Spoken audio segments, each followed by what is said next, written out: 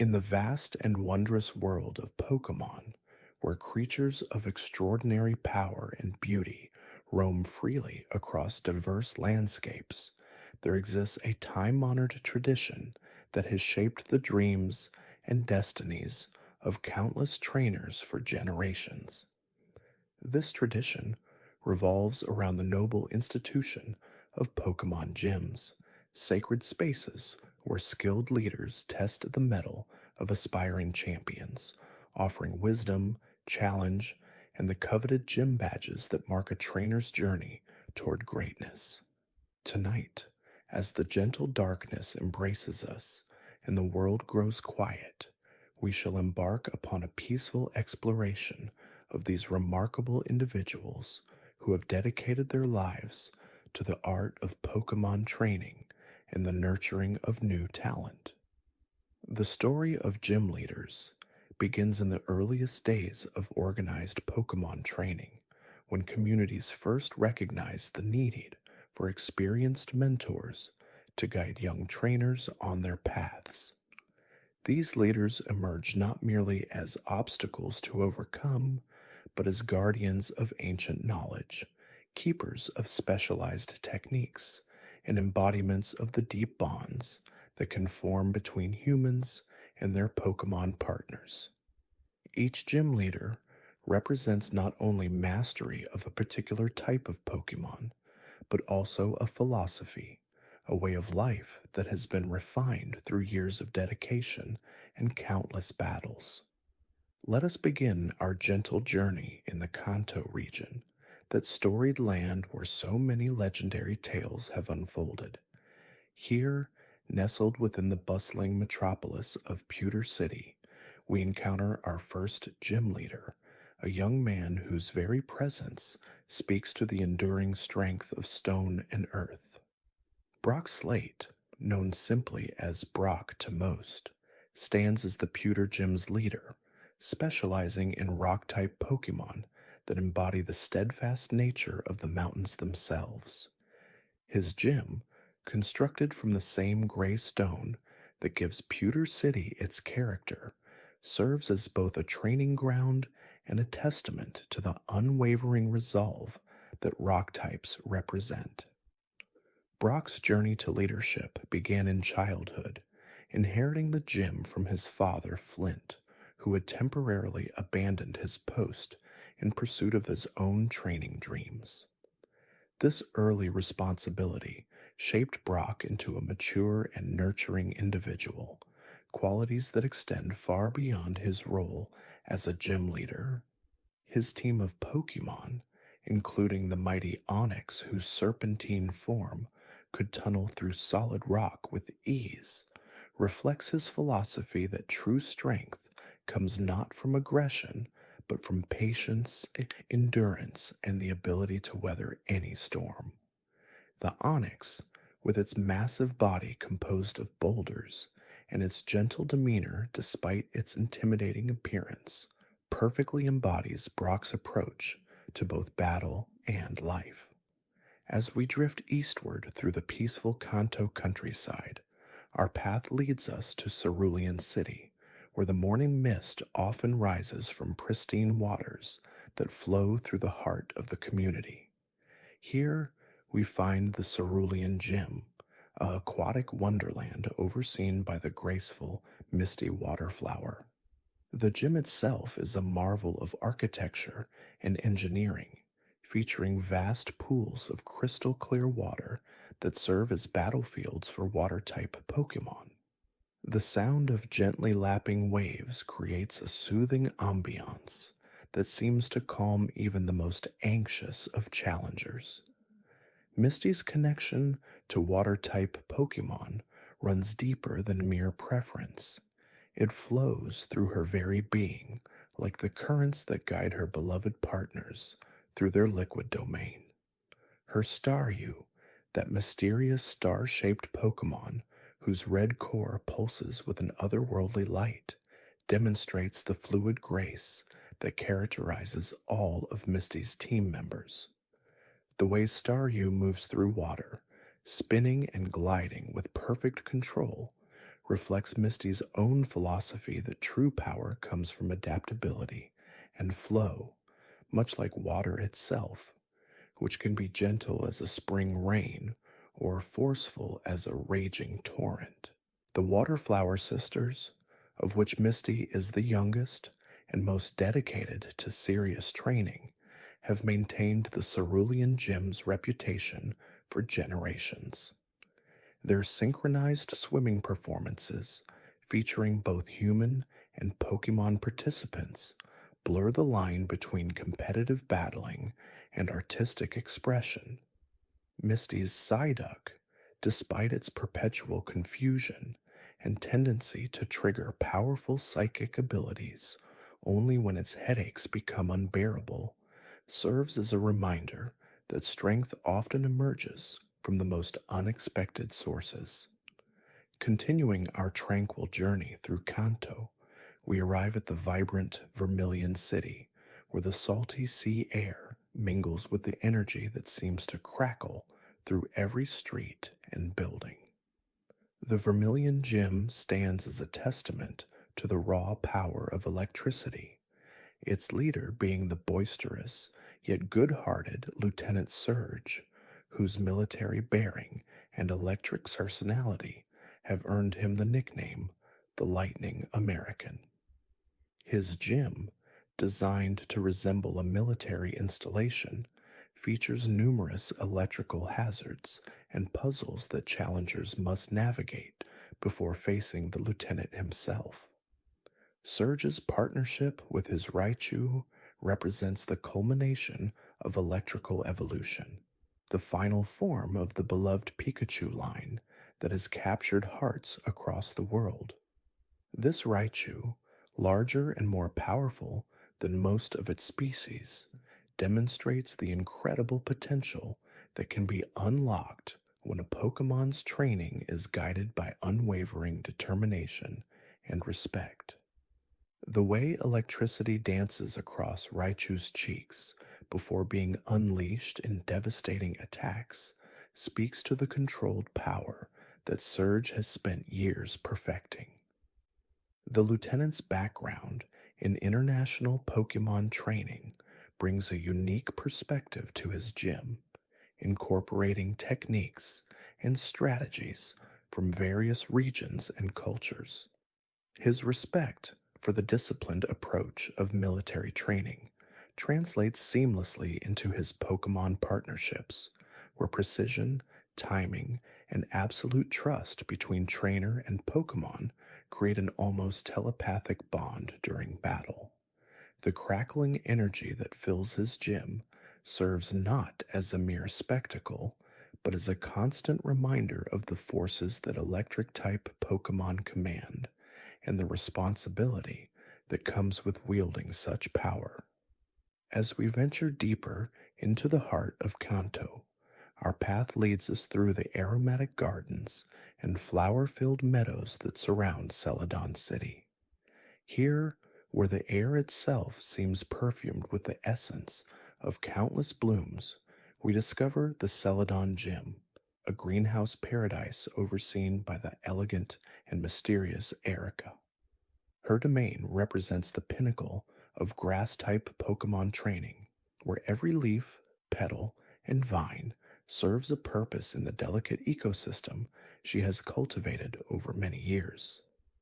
Erica's approach to Pokemon training reflects the patient wisdom of nature itself.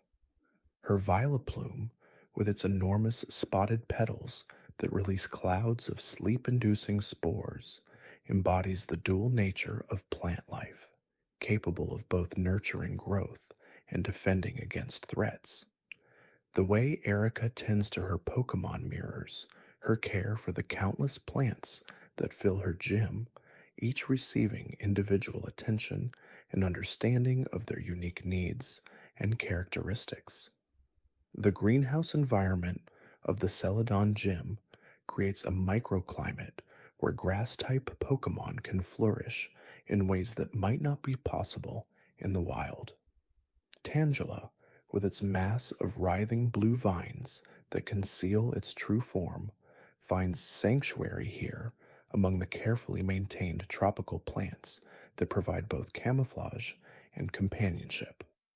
Erica's deep understanding of photosynthesis, pollination, and the intricate relationships between different plant species allows her to create battle strategies that work in harmony with natural processes rather than against them.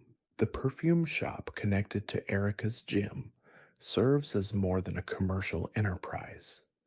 It represents her philosophy that the essence of grass-type Pokémon can be distilled and shared with the world in peaceful ways. Each fragrance tells a story of different flowers and the Pokémon that depend upon them, creating connections between trainers and the natural world that extend far beyond the battlefield.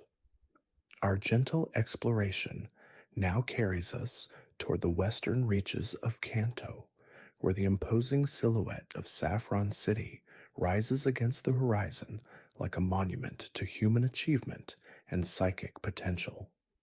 Within this metropolis of towering buildings and bustling crowds, the Saffron Gym stands as an oasis of mental tranquility, overseen by the enigmatic young woman known as Sabrina. Her mastery of psychic-type Pokémon reflects not only incredible mental discipline, but also a deep understanding of the invisible forces that connect all living beings. Sabrina's Alakazam, that magnificent creature whose spoon-wielding form seems to bend reality itself through pure thought, represents the pinnacle of psychic evolution. The way Alakazam's mustache-like facial features twitch with concentration as it manipulates objects through telekinesis speaks to the incredible mental focus required to master such abilities. Under Sabrina's guidance, this partnership has reached levels of synchronization where the boundary between trainer and Pokémon thoughts becomes beautifully blurred. The Saffron Gym itself reflects Sabrina's psychic abilities, featuring teleportation panels that transport challengers through a maze of interconnected rooms. This design serves not merely as an obstacle, but as a meditation on the nature of space, time, and perception. Sabrina's childhood, marked by psychic powers that manifested at an early age, shaped her into someone who understands both the incredible potential and the profound responsibility that comes with such gifts. Her Kadabra, the evolved form of the spoon-bending Abra, demonstrates the gradual development of psychic abilities through dedicated training and mental discipline. The way Kadabra's silver spoon amplifies its psychic waves creates visible distortions in the air, reminding all who witness it that the mind's power extends far beyond the physical realm. Sabrina's approach to training emphasizes meditation, mental clarity, and the cultivation of inner peace as the foundation for all psychic abilities. As our peaceful journey through Kanto continues, we find ourselves approaching the coastal Cinnabar Island, where volcanic activity has created a unique environment of hot springs, geothermal vents, and mineral-rich soil. Here, the Cinnabar Gym operates under the guidance of the brilliant scientist and researcher Blaine, whose passion for fire-type Pokémon is matched only by his dedication to understanding the scientific principles that govern their incredible abilities.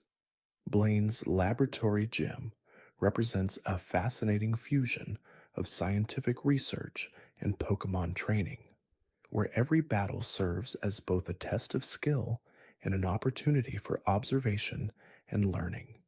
His Arcanine, that majestic creature whose flowing mane and noble bearing have earned it the title of legendary Pokémon, despite not being truly legendary, exemplifies the grace and power that fire types can achieve under proper guidance. The way Arcanine's internal flame burns with such intensity that it can reach temperatures exceeding 1800 degrees. Fahrenheit demonstrates the incredible energy that these Pokemon carry within their bodies. The volcanic environment of Cinnabar Island provides the perfect natural laboratory for Blaine's research into the relationship between geological heat sources and fire type Pokemon physiology. His Rapidash, with its horn that burns hotter than molten lava and its ability to leap over the Eiffel Tower in a single bound, serves as a living testament to the incredible athletic capabilities that emerge when fire type energy is properly channeled through dedicated training. The ethereal flames that dance along Rapidash's mane create patterns that shift and flow like liquid fire, each movement reflecting the Pokemon's emotional state and energy levels in ways that Blaine has spent decades learning to interpret. The symbiotic relationship between Rapidash and its trainer demonstrates how scientific observation and emotional bonding can work together to unlock potential that neither could achieve alone. Blaine's quiz-based challenges within the Cinnabar Gym reflect his belief that knowledge and understanding form the foundation of all successful Pokemon partnerships. Each question posed to challengers serves not merely as a barrier to overcome, but as an invitation to deepen one's appreciation for the complex biological and elemental processes that make Pokemon battles possible. His Magmar, that fascinating creature whose body temperature regulation allows it to thrive in environments that would be lethal to most other Pokemon, represents years of careful study into how fire types maintain their internal combustion systems. The way Magmar's duck-like bill releases controlled bursts of superheated air demonstrates the precise biological mechanisms that evolution has developed to harness and direct elemental fire energy. The research facilities beneath the Cinnabar Gym House, extensive collections of data on fire-type behavior patterns, metabolic rates, and the intricate relationships between emotional states and flame intensity. Blaine's scientific approach to Pokemon training has contributed invaluable insights to the broader understanding of how elemental types interact with their environments and with each other. His Growlithe, still in its puppy-like stage of development, showcases the importance of patience and gradual progression in fire-type training, as rushing the evolution process can lead to incomplete mastery of the internal flame control mechanisms that make Arcanine so magnificent.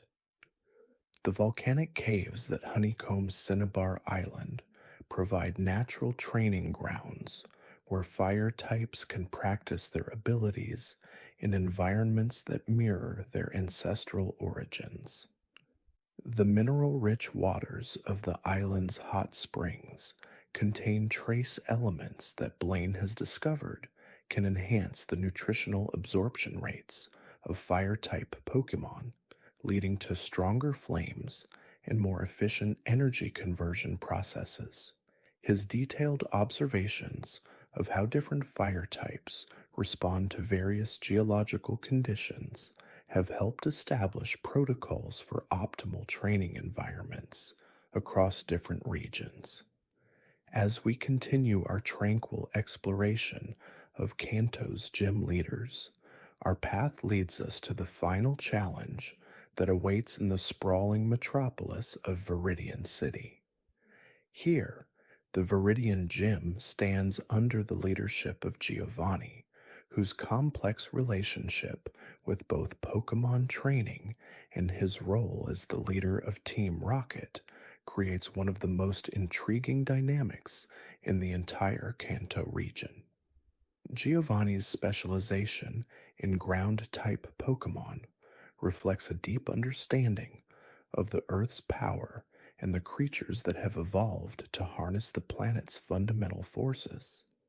His Nidoking, that imposing creature whose drill-like horn can shatter diamonds, and whose thick hide provides protection against the most devastating attacks, represents the culmination of careful breeding and training programs designed to maximize both offensive and defensive capabilities. The way Nidoking's powerful tail can create seismic disturbances with a single strike demonstrates the incredible connection these Pokemon maintain with the Earth's geological forces. Giovanni's training methods emphasize discipline, strategic thinking, and the development of unwavering loyalty between trainer and Pokemon, qualities that have made his team formidable in both official gym battles and in his clandestine operations. The Viridian Gym's battlefield, constructed with specialized flooring that can withstand the tremendous impacts generated by ground-type moves, serves as a testament to Giovanni's understanding of the practical requirements for safely containing such powerful elemental forces.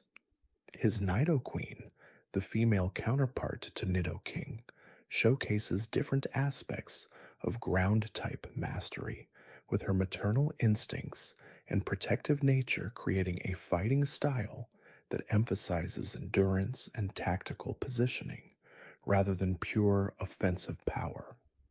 The way Nidoqueen's body scales can detect minute vibrations in the earth allows her to sense approaching threats long before they become visible, a ability that Giovanni has learned to read and interpret with remarkable precision.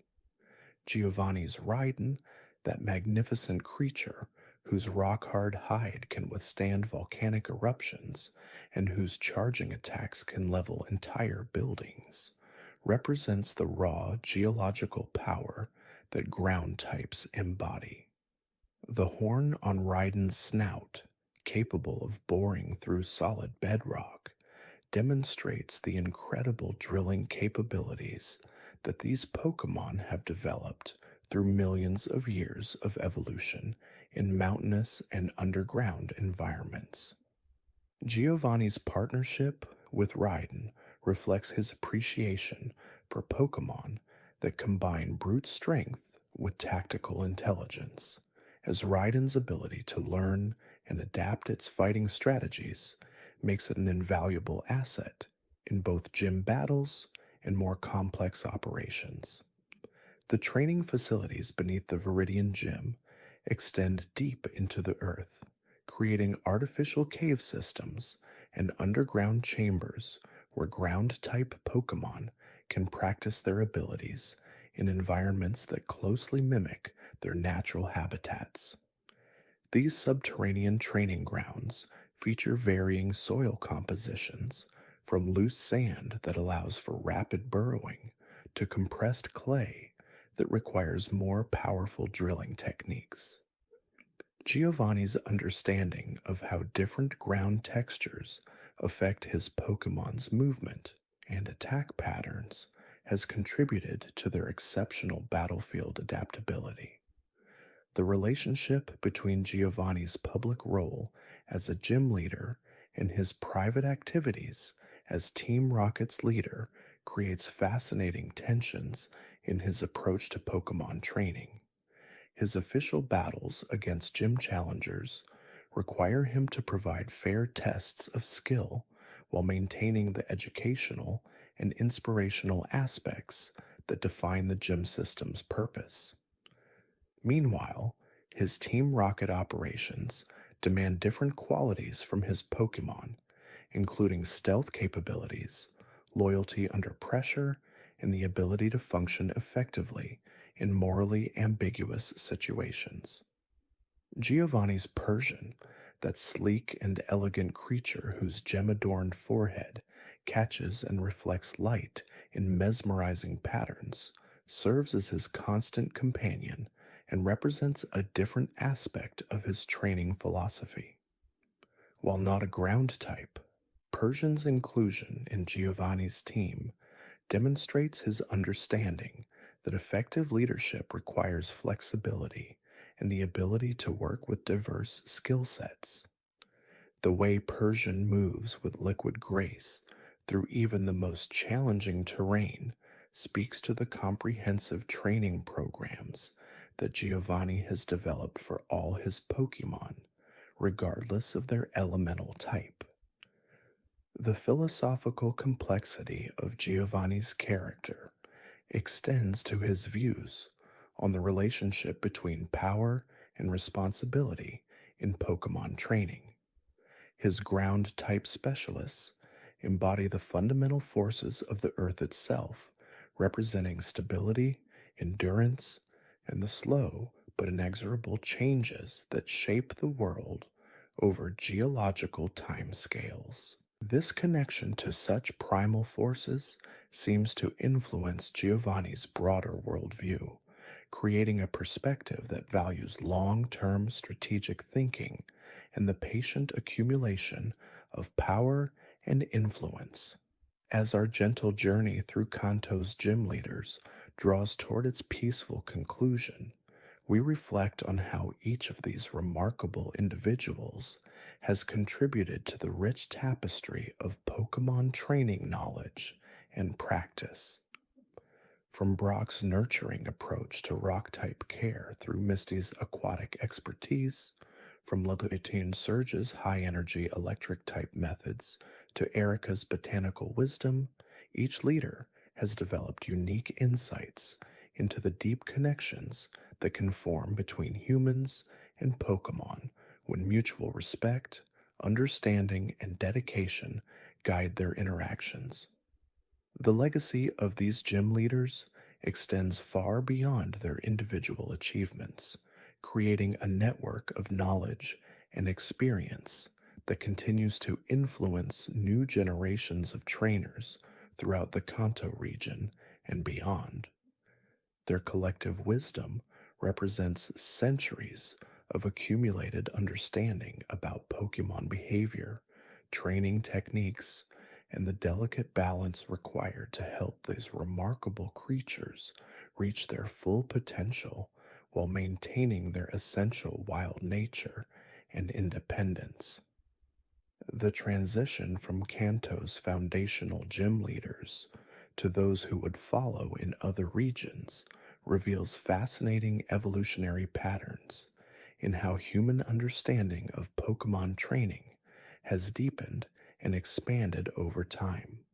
As we drift gently into the Johto region, where ancient traditions blend seamlessly with innovative approaches, we encounter gym leaders whose philosophies have been shaped by both the wisdom of their Kanto predecessors and the unique cultural heritage of their own mountainous, mystical homeland. The very air in Johto seems to carry whispers of older times, when the relationship between humans and Pokemon was perhaps even more intertwined with the spiritual aspects of the natural world. Falkner, the youngest gym leader to hold his position in Johto, represents a beautiful continuation of family traditions that stretch back through generations of flying-type specialists. His father, who previously held the Violet City gym leadership, passed down not merely technical knowledge about aerial combat and flight patterns, but a deeper understanding of the freedom-loving nature that defines flying-type Pokemon. Falkner's Pidgey and Pidgeotto demonstrate the remarkable trust that can develop when a trainer truly comprehends the psychological needs of creatures whose very essence is tied to the boundless sky. The way these Pokemon respond to Falkner's gentle guidance reveals training methods that emphasize partnership rather than dominance, allowing each bird to express its natural instincts while still functioning as part of a coordinated team. The morning mist that often shrouds Violet City creates an ethereal backdrop for Falkner's training sessions, where the soft calls of his Pokémon blend with the gentle sounds of wind moving through the surrounding forests. Bugsy's approach to bug-type Pokémon training in Azalea Town reflects a scientific curiosity combined with genuine affection for creatures that many people misunderstand or fear. His deep knowledge of insect life cycles, metamorphosis processes, and the complex social structures found in bug-type communities allows him to create training environments that support both individual growth and group dynamics. The way Bugsy's Scyther moves through practice routines, its blade-like arms cutting precise patterns through the air, demonstrates the incredible coordination and discipline that can be achieved when a trainer understands the specific needs and capabilities of each species. His Kakuna, though appearing motionless to casual observers, actually represents one of the most fascinating aspects of bug-type training, as Bugsy has learned to recognize and nurture the incredible transformational energies building within these cocoon Pokemon.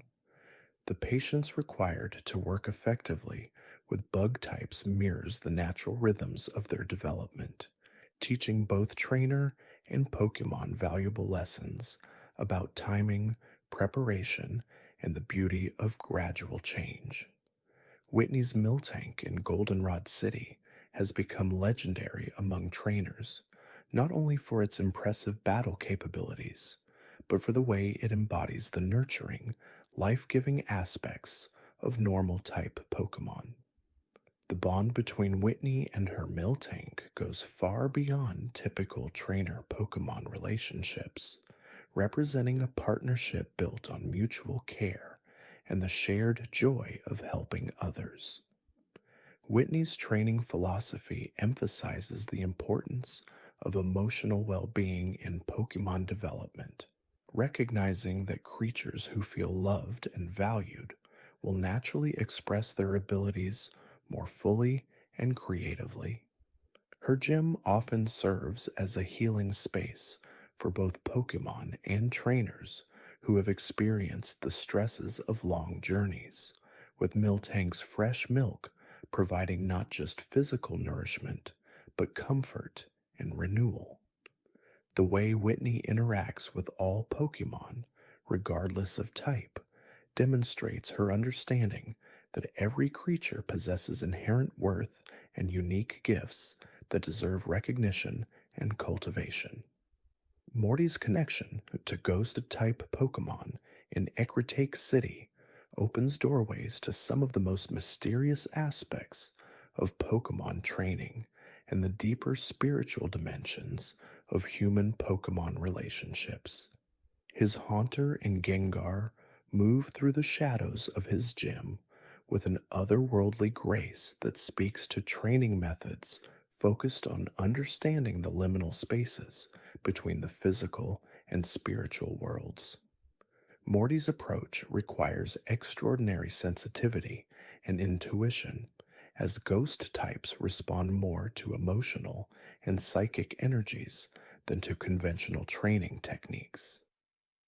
The ancient traditions of Aquatic City, with its historic towers and connections to legendary Pokemon, provide Morty with a rich cultural foundation for his specialized knowledge.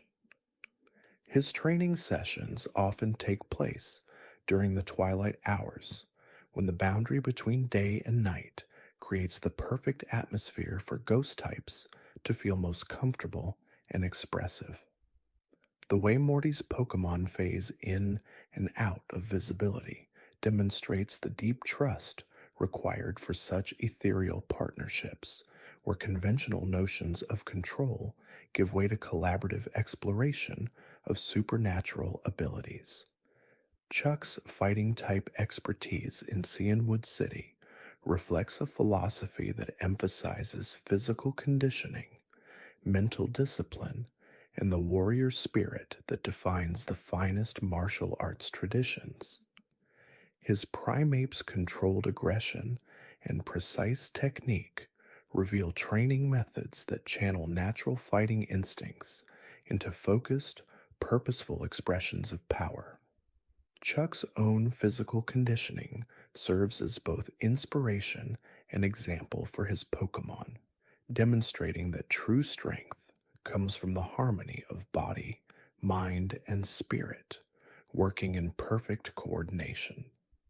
The waterfall near Keenwood City provides a natural training ground where the constant sound of rushing water creates a meditative backdrop for developing the concentration and inner peace that paradoxically enable the most effective fighting techniques. Chuck's understanding that true martial arts mastery requires emotional control as well as physical prowess influences every aspect of his training approach, creating fighting type Pokemon who are as disciplined in restraint as they are powerful in combat.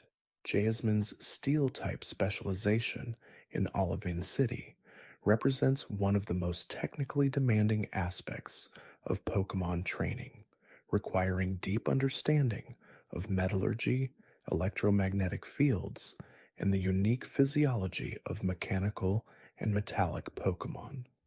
Her Magnemite demonstrates the precise control possible when a trainer comprehends both the scientific principles underlying steel and electric type abilities and the individual personality quirks that make each Pokemon unique. Jasmine's gentle nature creates an interesting contrast with the hard industrial associations typically linked to steel types, proving that effective training often comes from unexpected combinations of qualities.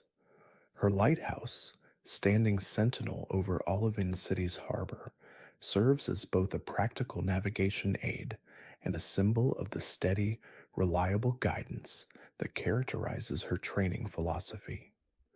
The way Jasmine's Pokemon respond to her quiet commands demonstrates that strength and gentleness can coexist beautifully, creating partnerships built on mutual respect rather than intimidation or force.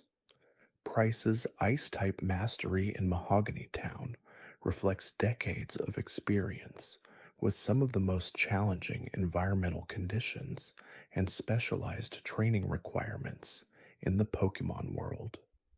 His Seal and Dugong move through their aquatic environment with fluid grace that speaks to training methods adapted to both icy waters and frozen landscapes. Price's understanding of how temperature affects Pokemon physiology and psychology allows him to create optimal conditions for ice-type development while ensuring their comfort and well-being. The way his Pokemon generate and control ice formations demonstrates the incredible precision possible when training emphasizes gradual skill building and patient practice.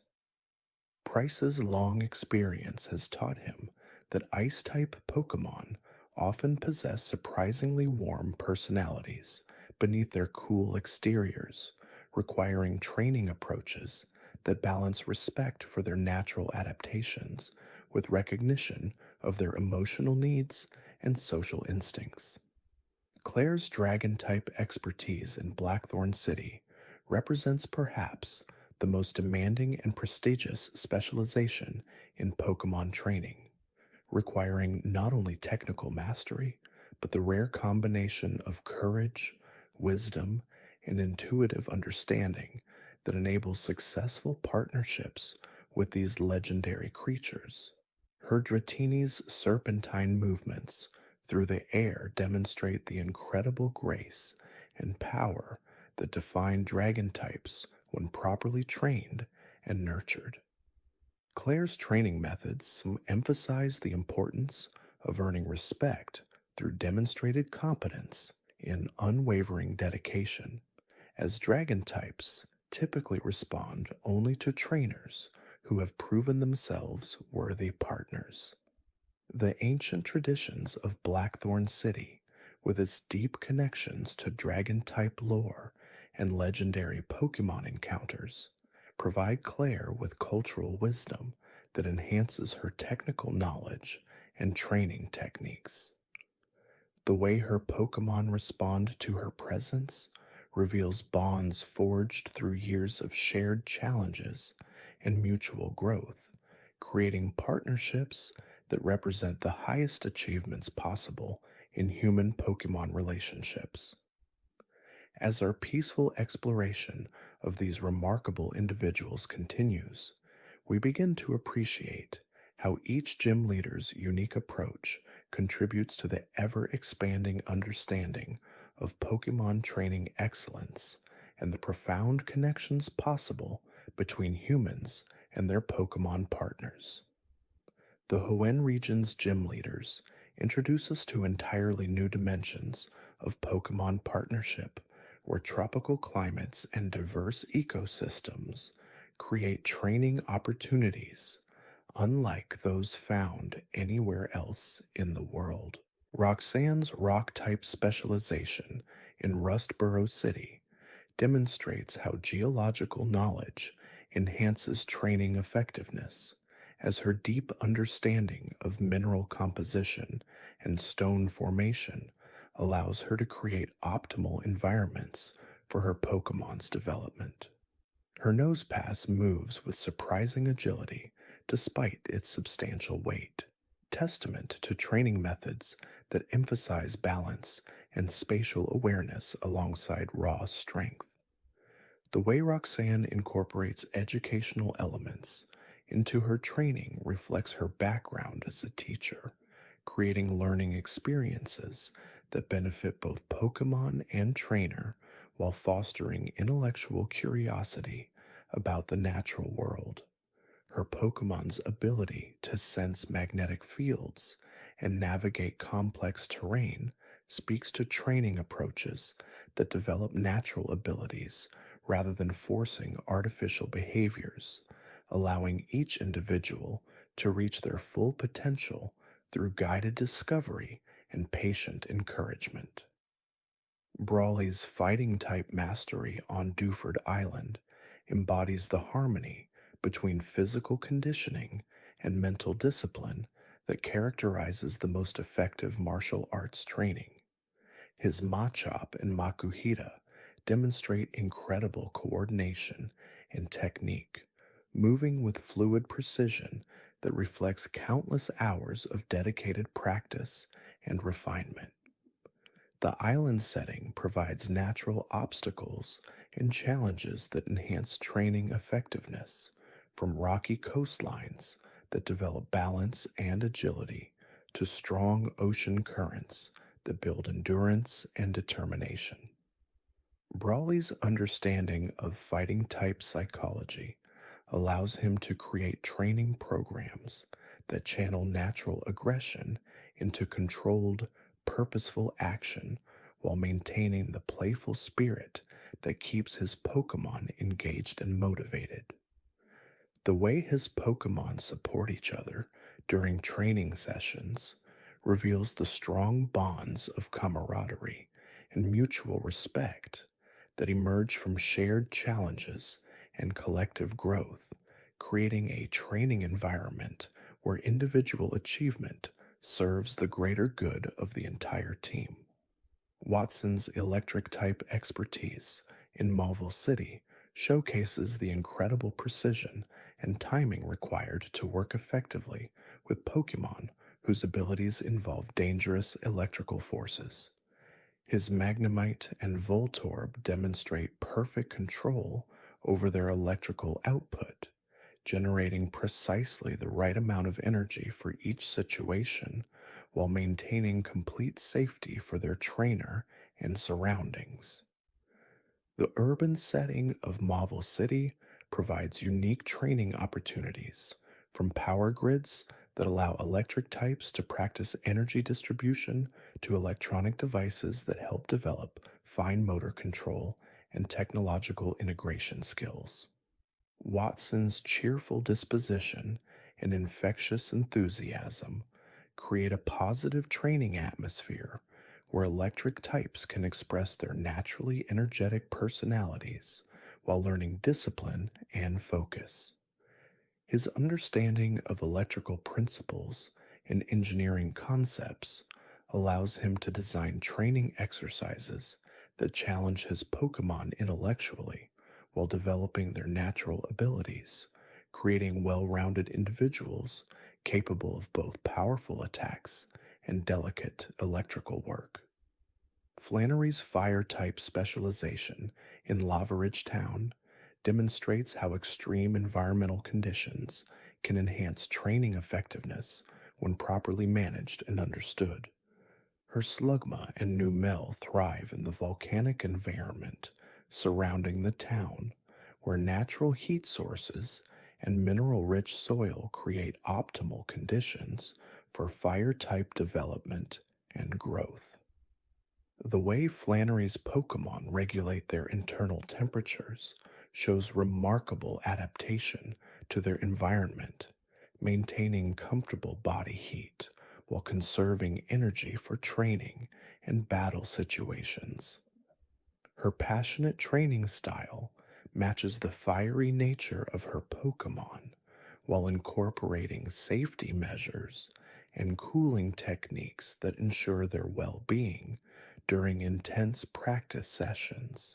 The hot springs and geothermal features of Lava Ridge Town provide natural recovery and relaxation opportunities, allowing fire types to rejuvenate after strenuous training while enjoying the therapeutic benefits of mineral-rich waters and volcanic soil.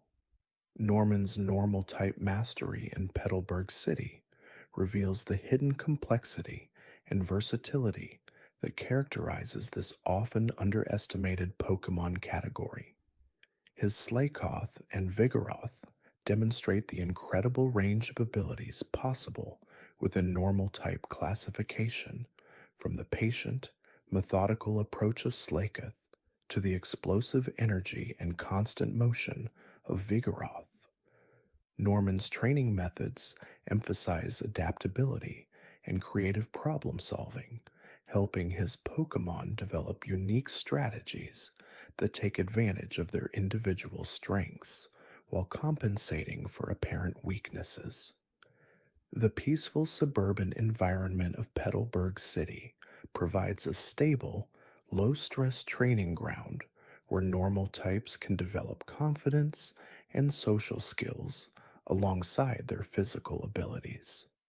Norman's understanding of normal type psychology allows him to create training programs that respect each Pokemon's natural personality while encouraging growth and development in areas that might initially seem challenging or uncomfortable.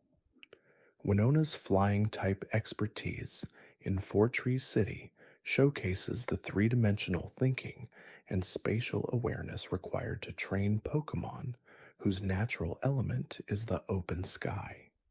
Her Swellow and Skarmory demonstrate incredible aerial coordination and navigation skills, moving through complex flight patterns with precision and grace that speaks to years of dedicated training and practice.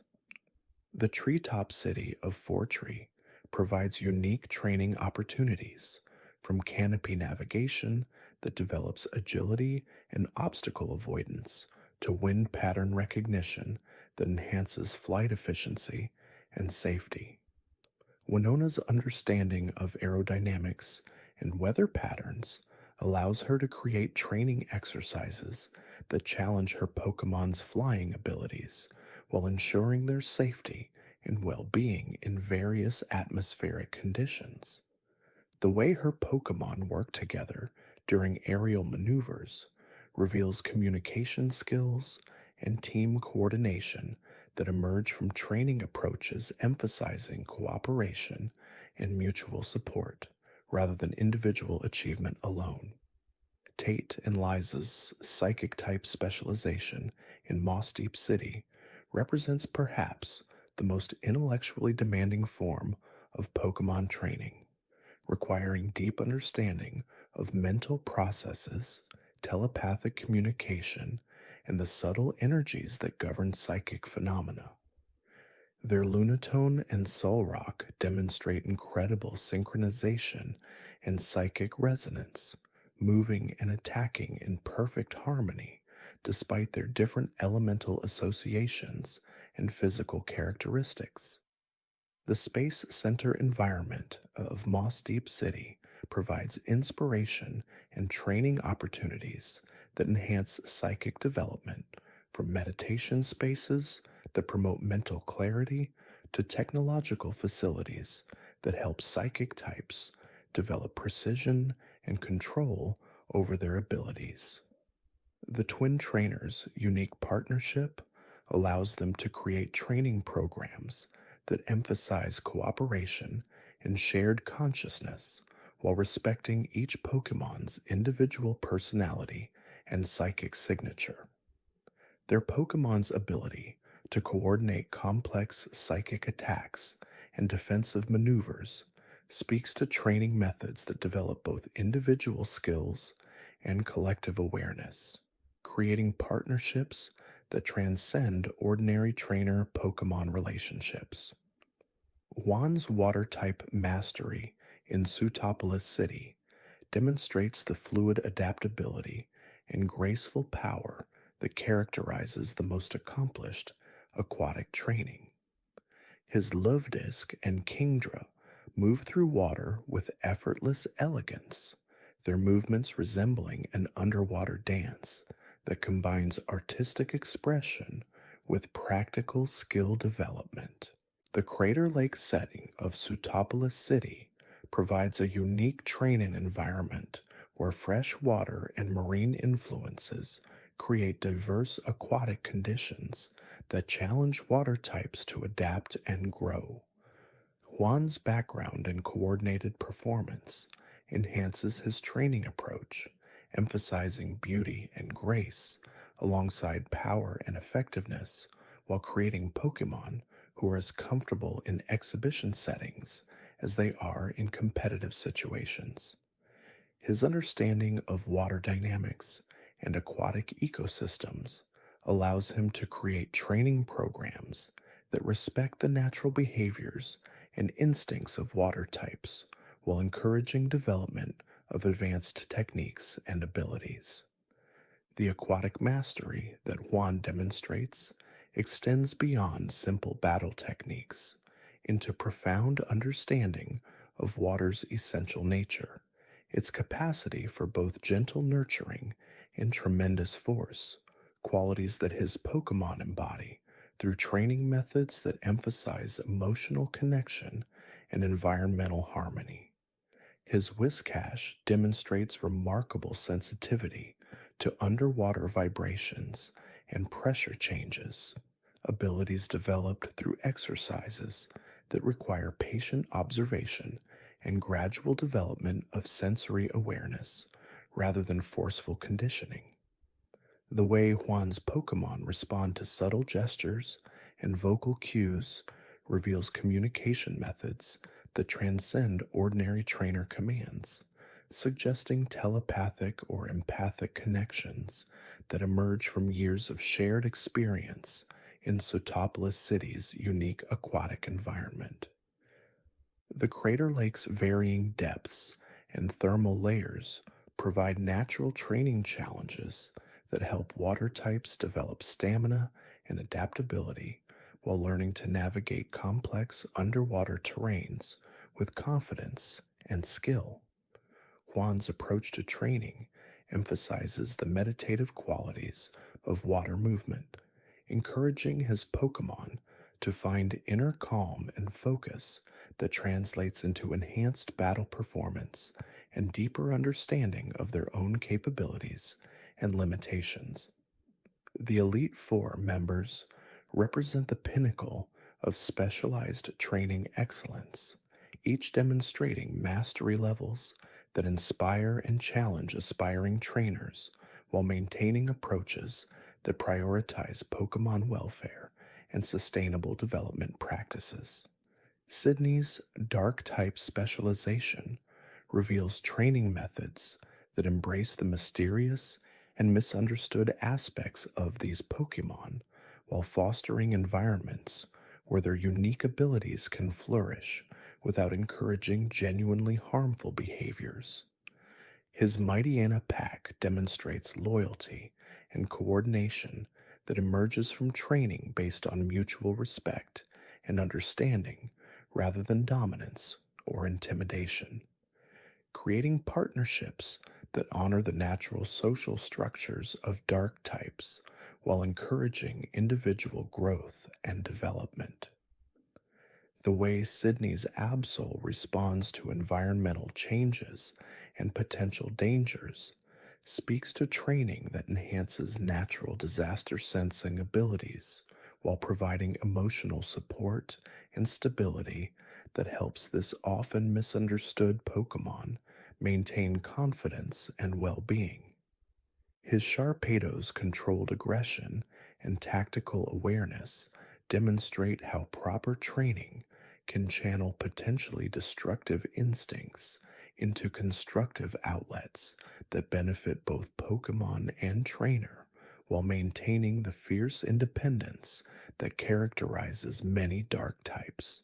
Sydney's understanding of dark type psychology allows him to create training environments that respect these Pokemon's need for autonomy while providing structure and guidance that promotes healthy development and strong trainer bonds.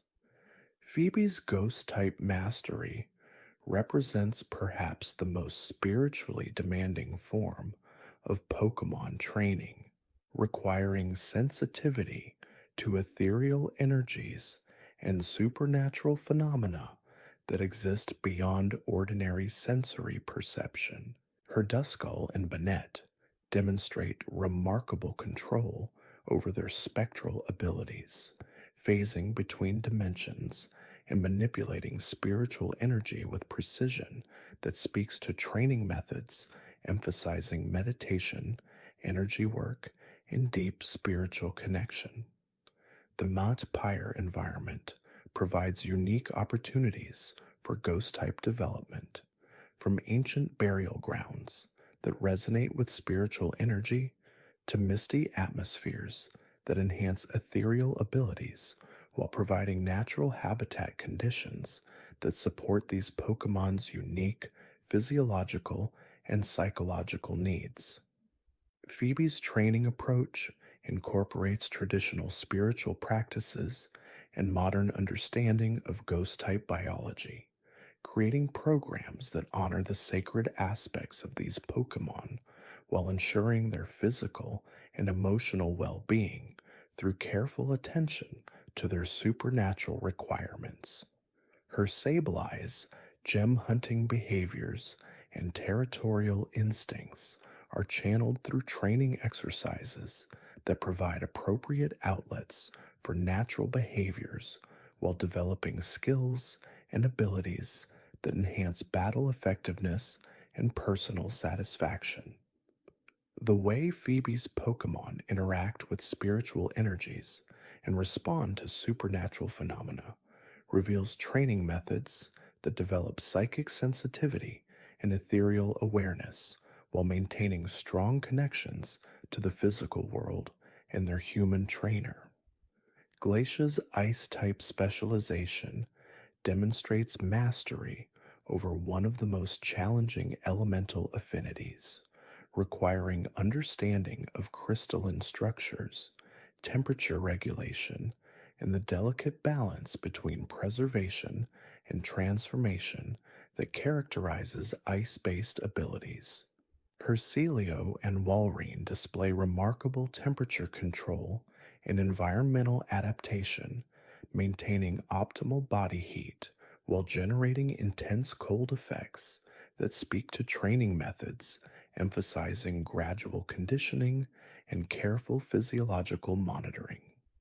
The way these Pokemon coordinate ice-based attacks reveals understanding of crystalline formation and thermal dynamics that emerges from training programs incorporating scientific principles alongside traditional battle techniques.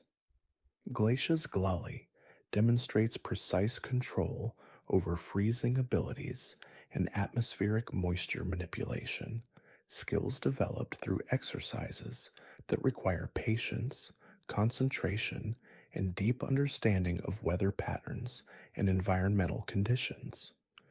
Her training approach emphasizes the meditative aspects of ice formation and crystalline growth, encouraging Pokemon to find inner stillness and focus that enhances their natural abilities while promoting emotional stability and mental clarity.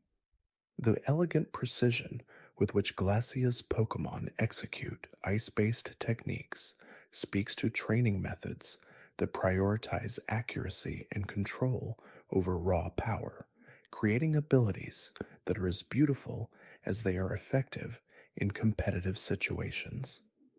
Drake's Dragon-type mastery represents the culmination of traditional training wisdom and modern understanding of these legendary and powerful Pokemon, requiring courage, patience, and deep respect for creatures whose abilities often surpass human comprehension. His Shelgon and Salamence demonstrate the careful balance between encouraging natural dragon instincts and providing guidance that channels tremendous power into constructive outlets that benefit both Pokemon and trainer relationships. The way Drake's dragons respond to his presence and commands reveals bonds forged through years of mutual respect and shared challenges, partnerships that honor the proud independence of dragon types while creating cooperation based on trust rather than submission or dominance. His Flygon's desert adaptations and ground-based abilities demonstrate training that respects dual typing while developing comprehensive skill sets that take advantage of multiple elemental affinities and environmental capabilities.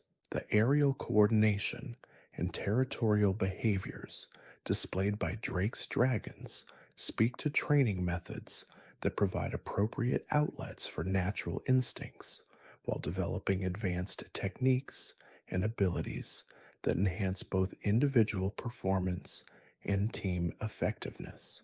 Drake's understanding of dragon psychology and physiology allows him to create training programs that challenge these powerful Pokemon appropriately while ensuring their emotional and physical well-being through careful attention to their complex needs and ancient instincts. Stephen Stone's Steel-type championship mastery demonstrates the ultimate synthesis of scientific understanding, technological innovation, and deep appreciation for the geological forces that shape both Pokemon and their environments. His Metagross exhibits computational abilities and strategic thinking that emerge from training methods incorporating puzzle solving, pattern recognition, and complex problem-solving exercises that challenge this Pokemon's remarkable artificial intelligence capabilities. The way Steven's Skarmory and Agron coordinate defensive and offensive maneuvers reveals understanding of metallurgy and structural engineering that informs training approaches emphasizing durability, precision, and tactical flexibility. His connection to Hoenn's geological diversity provides unique training opportunities, from cave systems that develop navigation and sensory skills to mineral-rich environments that support steel-type physiological needs and enhance their natural abilities. Stephen's research background and scientific approach create training programs that respect the mechanical and elemental nature of steel types while fostering emotional connections and mutual understanding that transcend purely functional relationships. The precision and reliability demonstrated by his Pokémon in championship-level competition speak to training methods that emphasize consistency, preparation, and continuous improvement while maintaining focus on long-term development and sustainable performance rather than short-term gains or superficial achievements. Wallace, the Hoenn champion of later generations, and before that, Sootopolis Gym Leader, presents a fascinating study in the artistry and grace of water-type Pokémon. His approach to training and battling is often described as fluid and elegant, much like the element he specializes in. Wallace's aesthetic sensibilities are deeply interwoven with his Pokémon battles, where every move is executed with a dancer's precision and a painter's eye for beauty. His battles are not merely contests of strength, but performances designed to showcase the inherent elegance and power of water-type Pokémon, transforming the battlefield into a stage for their aquatic ballet. His signature Pokémon, Milotic, is perhaps the ultimate embodiment of this philosophy.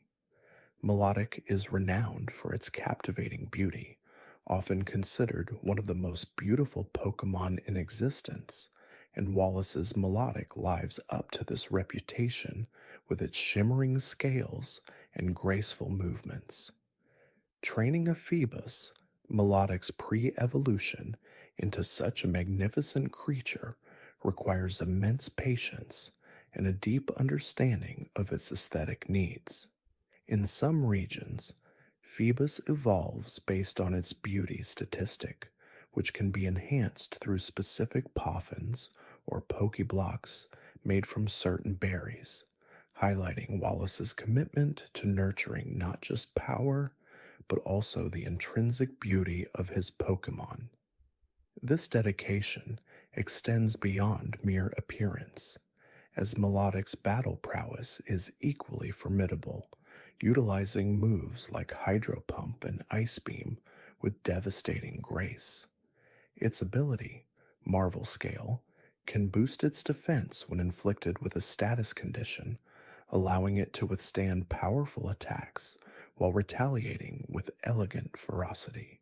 Wallace's team often includes a diverse range of water types, each chosen for their unique blend of power and aesthetic appeal. His Ludicolo, with its festive dancing nature, brings an element of joyful rhythm to his battles, using moves like Giga Drain to absorb energy while moving with captivating, almost hypnotic steps. Gyarados, a powerful and imposing water-flying type, provides a stark contrast to Milotic's serene beauty, yet Wallace trains it to move with a controlled, almost predatory grace, its thrashing movements directed with artistic precision rather than raw aggression. Whiscash, a more grounded water/ground type, adds a layer of resilience and strategic depth to his team, capable of absorbing electric attacks and striking back with powerful ground-type moves. The Sootopolis Gym itself, where Wallace once presided, is a testament to his artistic vision. It is often depicted as a beautiful, multi-layered ice puzzle, reflecting the purity and serene challenge of water in its frozen form, demanding not just strength, but also strategic thinking and careful navigation. This architecture mirrors Wallace's battle style, which relies on intricate planning and fluid transitions between defensive and offensive maneuvers. His challenge to trainers is not just to defeat his Pokémon, but to appreciate the artistry of their movements and the elemental power they wield. Wallace's transition from gym leader to champion in later versions of the Hoenn story highlights his growing influence and the recognition of his unique approach to Pokémon training. He embodies the idea that power can be expressed through elegance, and that true mastery involves a deep appreciation for the natural beauty and inherent abilities of one's Pokémon. His legacy is one of artistic expression through battle, proving that strength and grace are not mutually exclusive but can be harmoniously combined to achieve championship level excellence. His calm demeanor and refined mannerisms further enhance this image, presenting a figure who is both formidable and deeply respectful of the Pokemon world's inherent beauty. The way he communicates with his Pokemon, often through subtle cues and unspoken understanding, underscores the deep bonds forged through shared artistic endeavors and mutual admiration, allowing them to perform intricate combinations that captivate and overwhelm opponents. His understanding of water as a dynamic and multifaceted element allows him to develop strategies that are adaptable and unpredictable, mirroring the ever-changing nature of the ocean itself. Moving now to Sinnoh, the region offers its own distinct set of challenges and personalities among its gym leaders. The first among them is Roark, the gym leader of Oreburgh City, specializing in rock-type Pokemon. Roark embodies the rugged, enduring spirit of the mountains and mines that define his hometown. His battles are often characterized by a strong defensive core and powerful, unyielding attacks, reflecting the very nature of the rock types he commands. He is also the son of Byron, the Canalave City gym leader, creating a family legacy rooted in geology and the study of ancient Pokemon. Roark's team is built around solid defense that's in potent offense. His signature Pokemon, Rampardos, is a prime example of this philosophy. Rampardos is known for its incredibly high attack stat, capable of delivering devastating headbutts and powerful physical strikes. Training a Cranidos, its pre-evolution, requires an understanding of its ancient, primal instincts, nurturing its raw power while honing its accuracy and defensive capabilities. Rampardos' ability, Mold Breaker, allows it to ignore the abilities of opposing Pokemon, making it a formidable force against common defensive strategies. Roark's use of Stealth Rock, a move that sets up hazards on the opponent's side of the field, further emphasizes his strategic approach to battle, wearing down opponents over time with passive damage, much like erosion slowly shapes the landscape. His team often includes other robust rock types, such as Geodude and Onix, evolving into Golem and Steelix respectively, in later stages of his gym challenge. Geodude and its evolutions are known for their high defense, making them excellent defensive pivots, capable of setting up screens or enduring numerous hits. Onix, with its immense size and serpentine form, moves with surprising speed for a rock type, capable of trapping opponents with moves like Bind or delivering powerful tail whips. Roark's training methods for these Pokemon likely involve developing their natural resilience and teaching them to utilize their physical attributes to their fullest potential. He understands the importance of elemental weaknesses and strengths, often using ground-type moves to counter electric types that might threaten his rock Pokemon, or relying on the sheer bulk of his team to withstand water and grass attacks. The Oreburgh Gym itself is designed to reflect the mining operations prevalent in the city. It often features a multi-tiered layout with mine carts that trainers must navigate, symbolizing the subterranean journeys and the rugged determination required to extract precious minerals. The challenge of the gym is not just about battling, but about understanding the terrain and adapting to its unique features, much like miners adapt to the ever-changing geological formations they encounter. Roark's calm and straightforward demeanor mirrors the unyielding nature of the rocks he trains, offering a fair but firm challenge to aspiring trainers. He represents the foundational strength of the Sinnoh region, a gateway to the more complex challenges that lie ahead. His commitment to research and understanding of ancient Pokémon is also evident, as he often shares insights about geological history and fossil discoveries, connecting his passion for rock types to the broader scientific pursuit of knowledge within the Pokémon world. His methods emphasize endurance and consistent application of pressure, mirroring the geological processes that form mountains and minerals over vast stretches of time, where subtle forces accumulate to create immense power and resilience. Following Roark, we encounter Gardenia, the Eterna City Gym Leader, who specializes in grass-type Pokémon.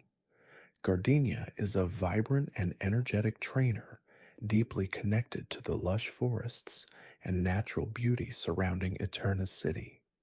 Her battling style is characterized by a blend of offensive pressure and status conditions, reflecting the diverse strategies employed by plants in nature, from thorny defenses to life-draining abilities. She adores grass-type Pokémon with an almost childlike enthusiasm, often found in forests, marveling at their growth and vitality. Gardenia's signature Pokémon is Roserade, a graceful yet potent grass-nature poison type. Roserade is known for its high special attack and speed, allowing it to strike quickly with powerful moves like Energy Ball or Sludge Bomb. Training a Budews through Roselia to Roserade requires nurturing its delicate beauty while also harnessing its poisonous capabilities. Roserade's ability, Natural Cure, allows it to recover from status conditions by switching out, making it a resilient and adaptable combatant. Gardenia often utilizes moves like Sleep Powder or Stun Spore to incapacitate opponents, creating openings for her other grass types to inflict damage or set up further status effects. This strategy mirrors the way some plants defend themselves or catch prey in the wild, using natural toxins or growth inhibitors. Her team typically includes other diverse grass types. Turtwig, the grass-type starter of Sinnoh, evolving into Grotley and Torterra, often features in her team, showcasing its sturdy defense and powerful physical attacks. Cherrim, with its unique flower gift ability that boosts allies' attack and special defense in harsh sunlight, highlights Gardenia's understanding of weather effects and synergistic team compositions. This ability emphasizes the interconnectedness of natural phenomena and Pokémon abilities, and how manipulating the environment can turn the tide of battle. Lufion, an evolution, brings speed and physical prowess to her team, utilizing its sharp leaves for swift cutting attacks. The Eterna Gym is designed as a verdant maze, filled with lush foliage and hidden pathways, requiring trainers to navigate through a natural puzzle to reach Gardenia. This setup reflects her deep connection to nature and the strategic thinking required to master grass-type Pokémon, which often thrive in specific environments and utilize their surroundings to their advantage. Gardenia's cheerful and encouraging personality belies her strategic prowess as she challenges trainers to think beyond raw power and appreciate the subtleties of elemental interactions and environmental manipulation. She emphasizes the importance of nurturing Pokémon, allowing them to grow and develop their full potential, much like a gardener tends to a prized plant. Her love for the forest and its inhabitants is palpable, often expressing genuine delight at the sight of new growth or a well-executed grass-type move. Her training methods often involve spending time in nature, allowing her Pokémon to absorb the surrounding energy and learn from their natural habitats, developing instincts that are crucial for effective battle. This immersion allows her Pokémon to develop a deeper understanding of their elemental powers, enhancing their connection to the environment. Next in Sinnoh is Maylene, the Veilstone City Gym Leader, a master of fighting type Pokémon. Maylene is a young, energetic gym leader whose youthful appearance belies her incredible strength and dedication to martial arts. She trains relentlessly, often pushing herself and her Pokémon to their physical limits, embodying the spirit of discipline and perseverance that defines fighting type specialists. Her battles are intense, close quarters engagements, relying on powerful physical attacks and unwavering determination. Maylene's signature Pokémon is Lucario, a highly skilled fighting dark steel type known for its aura-sensing abilities and powerful close combat techniques. Lucario, evolving from Riolu through high friendship, is a testament to Maylene's deep bond with her Pokémon and her commitment to rigorous training. Lucario's ability, Steadfast, increases its speed when it flinches, making it even more dangerous as the battle progresses and it faces adversity. Maylene utilizes Lucario's diverse move pool, which includes powerful fighting-type attacks like Close Combat, as well as Steel-type moves such as Metal Claw, and even psychic attacks like Psychic, demonstrating a versatile and unpredictable fighting style. Its ability to sense auras not only aids in battle, but also deepens the emotional connection between Maylene and her Lucario, allowing for nonverbal communication and synchronized movements. Her team often features other formidable fighting types.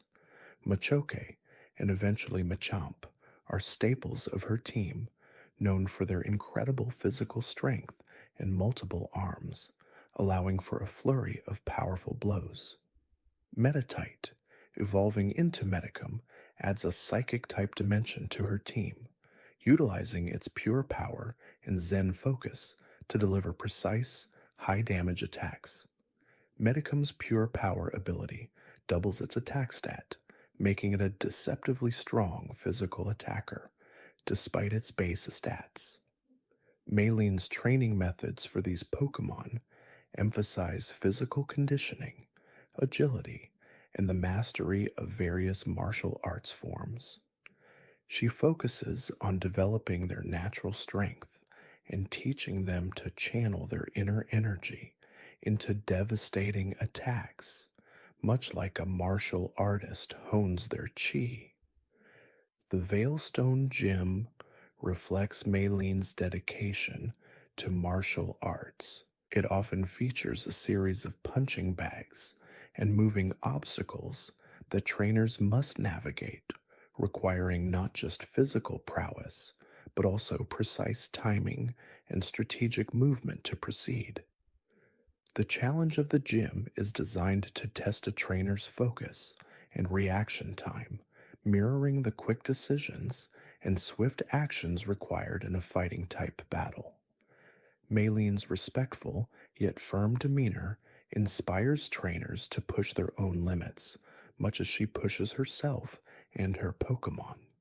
She believes in the power of hard work and self-improvement, and her battles are a demonstration of what can be achieved through unwavering dedication. Her youthfulness also highlights that mastery is not solely dependent on age, but on passion and consistent effort, proving that even a young trainer can reach the pinnacle of their chosen specialization through intense training and an unyielding spirit. The way her Pokémon move with such fluid yet powerful motions is a testament to the countless hours spent refining their techniques and strengthening their bodies and minds, creating a harmonious blend of physical and spiritual power on the battlefield. Fantina, the Hearthome City Gym Leader, offers a stark contrast to Maylene's direct approach, specializing in the ethereal and enigmatic ghost-type Pokémon. Fantina is a glamorous and elegant woman, known for her flamboyant personality and her background as a Pokémon coordinator before becoming a gym leader. Her battles are often theatrical and captivating, utilizing status effects, evasiveness, and tricky maneuvers to outwit opponents, much like a ghost might evade capture or play tricks on the living. Her French accent in some localizations further adds to her sophisticated and mysterious aura. Fantina's signature Pokemon is Mismagius, a graceful yet unsettling ghost type. Mismagius, evolving from Misdreavus with a Duskstone, is known for its high special attack and speed, allowing it to strike quickly with powerful ghost-type moves like Shadow Ball. Its ability, Levitate, grants it immunity to ground-type attacks, adding to its evasive nature. Fantina often uses moves like Confuse Ray or Hypnosis to disorient opponents, creating openings for Mismagius to inflict damage or for her other ghost types to set up debilitating conditions. Her strategy often involves wearing down opponents through indirect means, making them susceptible to her powerful specials attacks.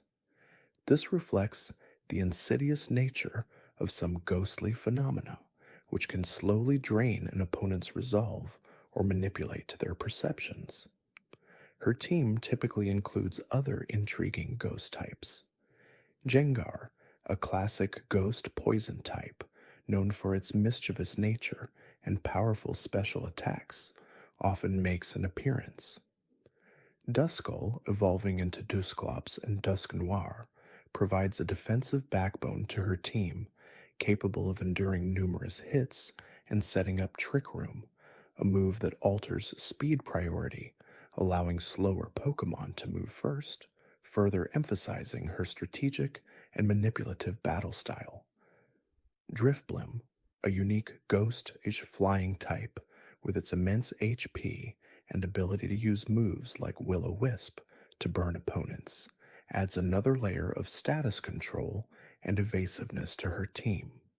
The Hearthome Gym is designed as a haunted house or a twisted, dark maze where trainers must navigate through shadowy rooms and answer cryptic questions to proceed. This setup perfectly embodies the mysterious and unsettling nature of ghost-type Pokémon, challenging trainers not just with battles, but with mental puzzles and a test of courage. Fantina's elegant and theatrical battle style is a performance in itself, where every move is executed with a flair for the dramatic, mesmerizing opponents before delivering the final, spectral blow.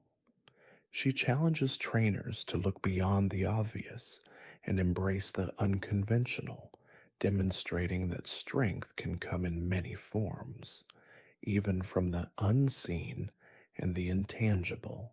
Her background as a coordinator also gives her an edge in understanding the aesthetic and performative aspects of battle, allowing her to craft sequences of moves that are not only effective, but also visually stunning, leaving a lasting impression on those who witness her spectral dance.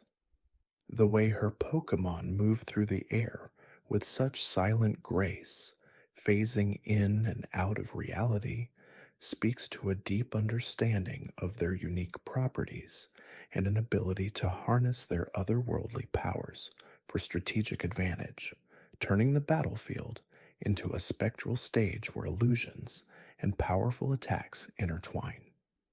Byron, the Unova City Gym Leader, is Roark's father and another master of Steel-type Pokémon. Unlike his son, who focuses on raw rock-type power, Byron's approach to steel types is more nuanced, emphasizing their defensive capabilities and their deep connection to the Earth's geological history. He is a seasoned explorer and archaeologist, often found delving into ancient ruins and studying the planet's metallic core, activities that inform his training philosophy. His battles are often prolonged, defensive affairs designed to wear down opponents with resilient Pokémon and strategic counterattacks. Byron's signature Pokémon is Bastiodon, a formidable steel rock type known for its incredibly high defense and special defense. Bastiodon, evolving from Shieldon, is like a living fortress, capable of shrugging off even the most powerful attacks. Training a Shieldon requires patience and an appreciation for its ancient fossilized origins. Bastiodon's ability, Sturdy, allows it to survive any attack that would otherwise knock it out from full HP, giving it an extra turn to retaliate or set up defensive moves. Byron often utilizes moves like Iron Defense to further boost his Pokemon's already impressive defenses, making them almost impenetrable. He also uses moves like Metal Burst, which allows a Pokemon to counter with greater power the more damage it has taken, turning defensive resilience into offensive threat. His team also includes other sturdy steel types.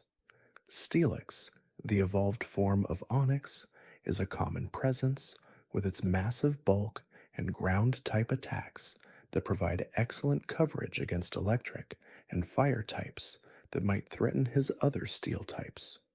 Magneton, evolving into Magnezone, offers a special attack presence, utilizing powerful electric-type moves to shock opponents and its magnet pull ability to trap opposing steel types.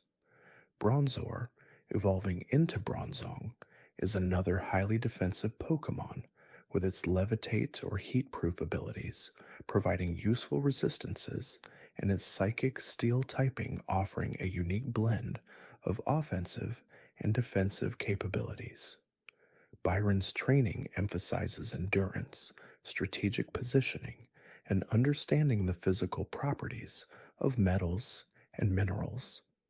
He teaches his Pokemon to absorb hits and retaliate with calculated force, much like the slow, inexorable forces of geology shape the landscape. The Unova Gym is often depicted as a multi-level structure with moving platforms and puzzles involving weight distribution, symbolizing the structural integrity and engineering principles inherent in steel-type Pokemon. Trainers must navigate these complex mechanical systems, reflecting the precision and strategic thinking required to overcome Byron's formidable defensive team. Byron's calm and intellectual demeanor, combined with his passion for ancient history and geology, makes him a wise and challenging opponent. He represents the enduring strength and historical depth of the Sinnoh region, offering a profound test to trainers who wish to delve deeper into the world of Pokémon. His profound understanding of the Earth's crust and its mineral composition allows him to choose and train Pokémon that perfectly embody the resilience and strategic depth of the Steel type, creating a team that is as unyielding as the mountains themselves. His battles are a testament to the power of methodical planning and the ability to withstand immense pressure, demonstrating that sometimes the best offense is an unbreakable defense. Candice, the Snow Point City Gym Leader, brings a vibrant and energetic personality to the challenging world of Ice. Candice, the Snow Point City Gym Leader, brings a vibrant and energetic personality to the challenging world of Ice-type Pokemon. Her gym, located in the northernmost reaches of the Sinnoh region is a testament to the beauty and harshness of ice and snow. Her youthful exuberance belies her strategic prowess as she adeptly uses the unique qualities of ice-type Pokémon to her advantage. Candice is known for her love of fashion and her playful yet determined nature, often encouraging trainers to embrace the cold and find inspiration in its icy embrace. Her team often features Abomasnow, the frost tree Pokémon, which embodies the dual nature of ice and grass. Abomasnow's ability, Snow Warning, automatically summons a hailstorm upon entering battle, a crucial element of many ice-type strategies. Hail not only damages non-ice-type Pokémon each turn, but also activates abilities like Ice Body, which restores HP in hail, or Snow Cloak, which boosts evasion. This immediate weather control allows Candice to set the stage for her team and pressure opponents from the outset. Abomasnow often carries powerful ice-type moves like Blizzard, which gains perfect accuracy in hail, and grass-type moves like Woodhammer for coverage against rock and water types. Another staple of Candice's team is Froslass, the Snowland Pokémon. Froslass, a ghost or ice type, offers a unique blend of offensive and disruptive capabilities. Its high speed allows it to often move first, and its ghost typing grants it immunities to normal and fighting type attacks, which are typically strong against ice types. Froslass often employs moves like Thunderbolt to surprise water and flying types, and Shadow Ball for powerful ghost-type stab, same type attack bonus damage. Its ability, Snow Cloak, further enhances its evasiveness during the hailstorm summoned by Abomasnow, making it a frustrating opponent to hit consistently. Weevil, the Sharp Claw Pokémon, is another swift and powerful member of Candice's roster.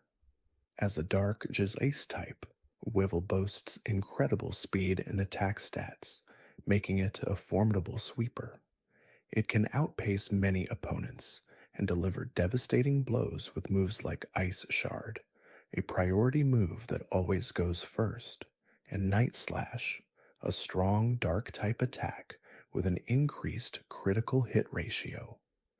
Weevil's typing gives it an edge against Psychic and Ghost types, while its speed allows it to capitalize on weakened foes or pick off faster threats.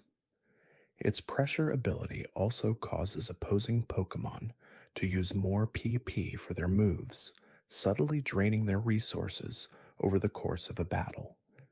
Candice also frequently utilizes Glacian, one of the evolutions, which perfectly embodies the elegant and crystalline nature of ice. Glacian is known for its exceptionally high special attack and defense, making it a formidable special attacker that can also withstand a fair amount of physical punishment. It often uses powerful ice-type special attacks, like Ice Beam or Blizzard, especially under hail, and can learn moves like Shadow Ball or Water Pulse for additional coverage.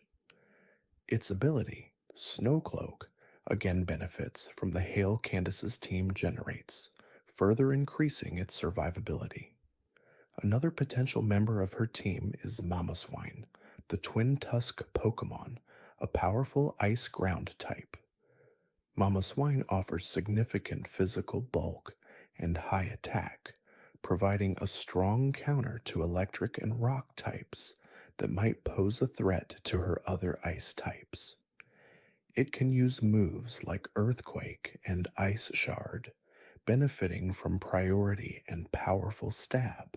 Its thick fat ability reduces damage from fire and ice-type attacks, making it surprisingly resilient against common threats to ice types. The Snow Point Gym itself is a challenging maze of icy slides and strategically placed snowballs. Trainers must slide across slick ice patches, navigating their way to the gym leader while avoiding falling into pits or getting stuck. The puzzle often involves pushing snowballs to create paths or block off areas, requiring careful planning and an understanding of momentum and friction. This environmental puzzle reflects the strategic depth required to master Ice-type Pokémon, where positioning and control of the battlefield are paramount. Candice's leadership style emphasizes the importance of embracing challenges and finding strength in unexpected places. She teaches trainers that even in the harshest environments, beauty and power can be found. Her battles are a dance of offense and defense, where the unique properties of ice, its slipperiness, its sharpness, its ability to freeze, are all expertly wielded. She encourages trainers to not just endure the cold, but to thrive in it, much like her Pokémon.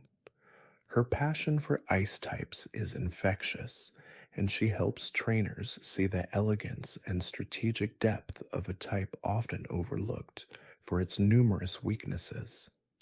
She embodies the spirit of resilience and the joy of competition, making her a memorable and inspiring gym leader.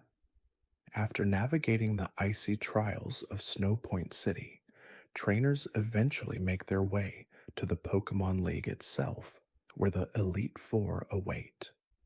The Elite Four are a quartet of exceptionally skilled trainers who serve as the final challenge before a trainer can face the reigning champion. Each member specializes in a particular Pokémon type or battle strategy, providing a comprehensive test of a trainer's versatility and tactical acumen. Aaron, the first member of the Sinnoh Elite Four, specializes in bug-type Pokémon. Despite bug types often being perceived as weaker or less glamorous, Aaron demonstrates their incredible potential through strategic training and an understanding of their unique abilities. He views bug Pokémon not as weak, but as resilient and adaptable, capable of surprising power and intricate strategies. His chamber in the Pokémon League is often depicted with natural elements, reflecting the habitats of his beloved bug Pokémon. Aaron's team frequently includes Yanmega, the Ogre Darner Pokémon, a powerful bug flying type.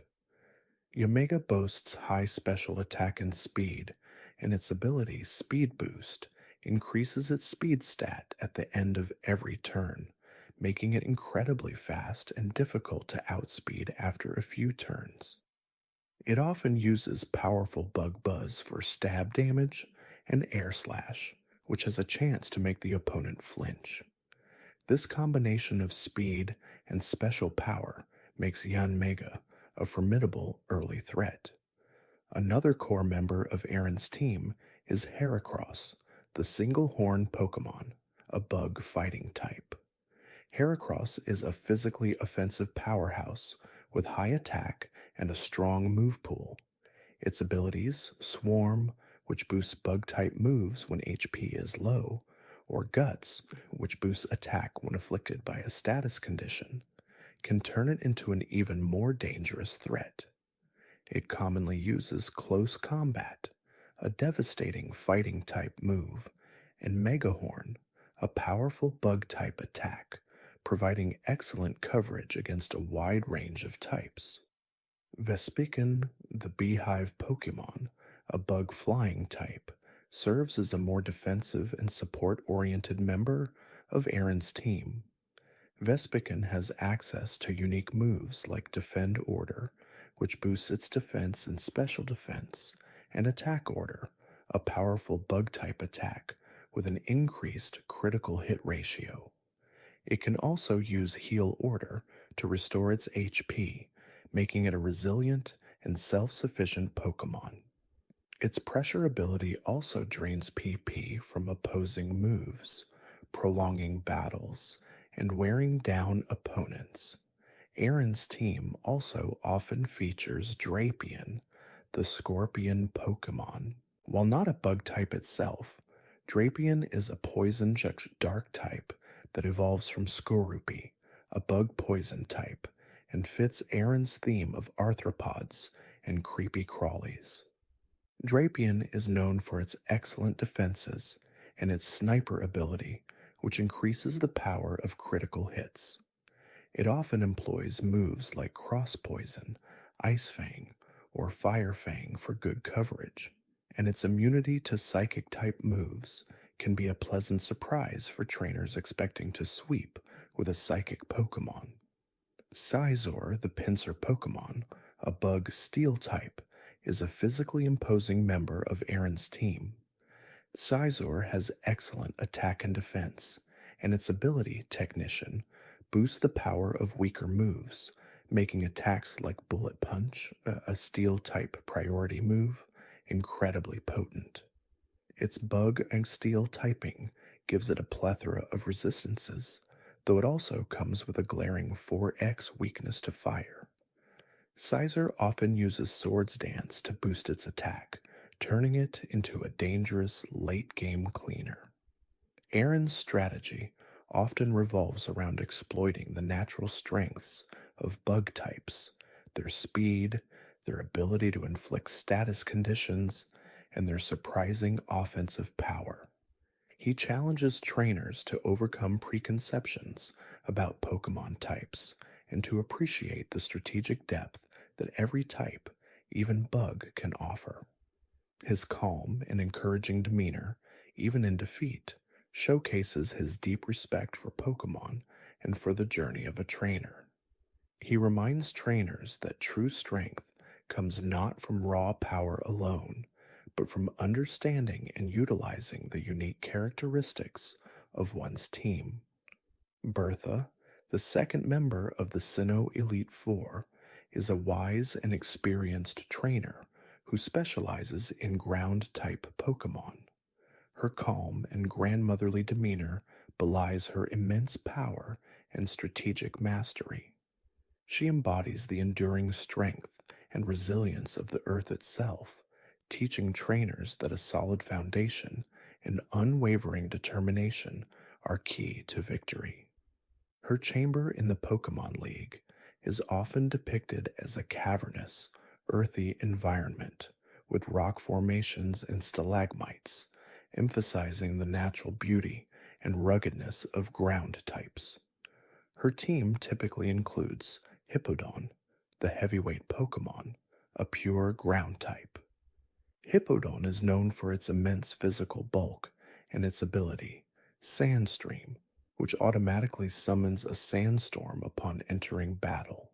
Like Hail for ice types, Sandstorm damages non-rock, ground, or steel-type Pokemon each turn, and it also boosts the special defense of rock-type Pokemon, though Bertha's team generally doesn't heavily feature rock types.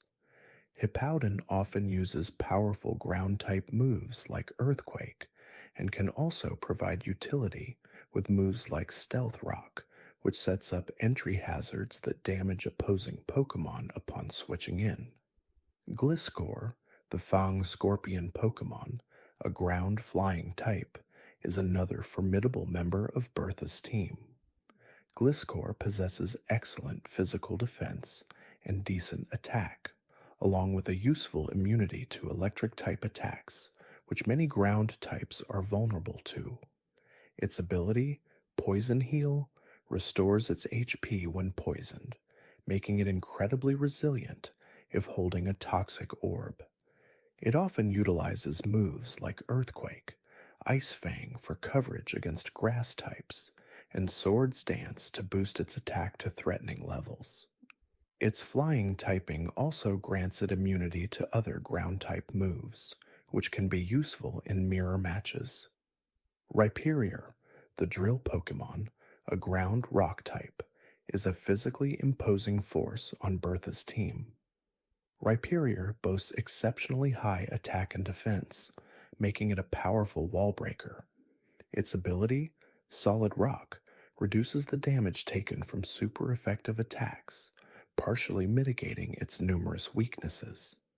It commonly uses powerful stab moves like Earthquake and Stone Edge, providing wide coverage against many types. Its sheer offensive presence and defensive bulk make it a difficult Pokemon to take down without a well planned strategy. Bertha also often features Whiscash, the Whiskers Pokemon, a water churning ground type. Whiscash provides excellent coverage against fire types, which can threaten other ground types. Its oblivious ability prevents it from being infatuated or taunted, and its water absorbability heals it from water type attacks, making it a surprising counter to water type foes. It typically uses moves like Earthquake for stab and surf or Aqua Tail for water type damage, providing a balanced offensive presence. Donphin, the armor Pokemon, a pure ground type, is another strong contender for Bertha's team. Donphin has high attack and defense, and its sturdy ability can allow it to survive a powerful hit from full HP. It often uses Earthquake as its primary attack, and can also learn Ice Shard for priority, or play a supportive role with Stealth Rock. Its robust nature and reliable offensive output make it a consistent threat. Torterra, the continent Pokemon, a grass ground type, sometimes makes an appearance on Bertha's team, offering a different strategic angle. Torterra has decent offensive and defensive stats and provides a strong grass type presence.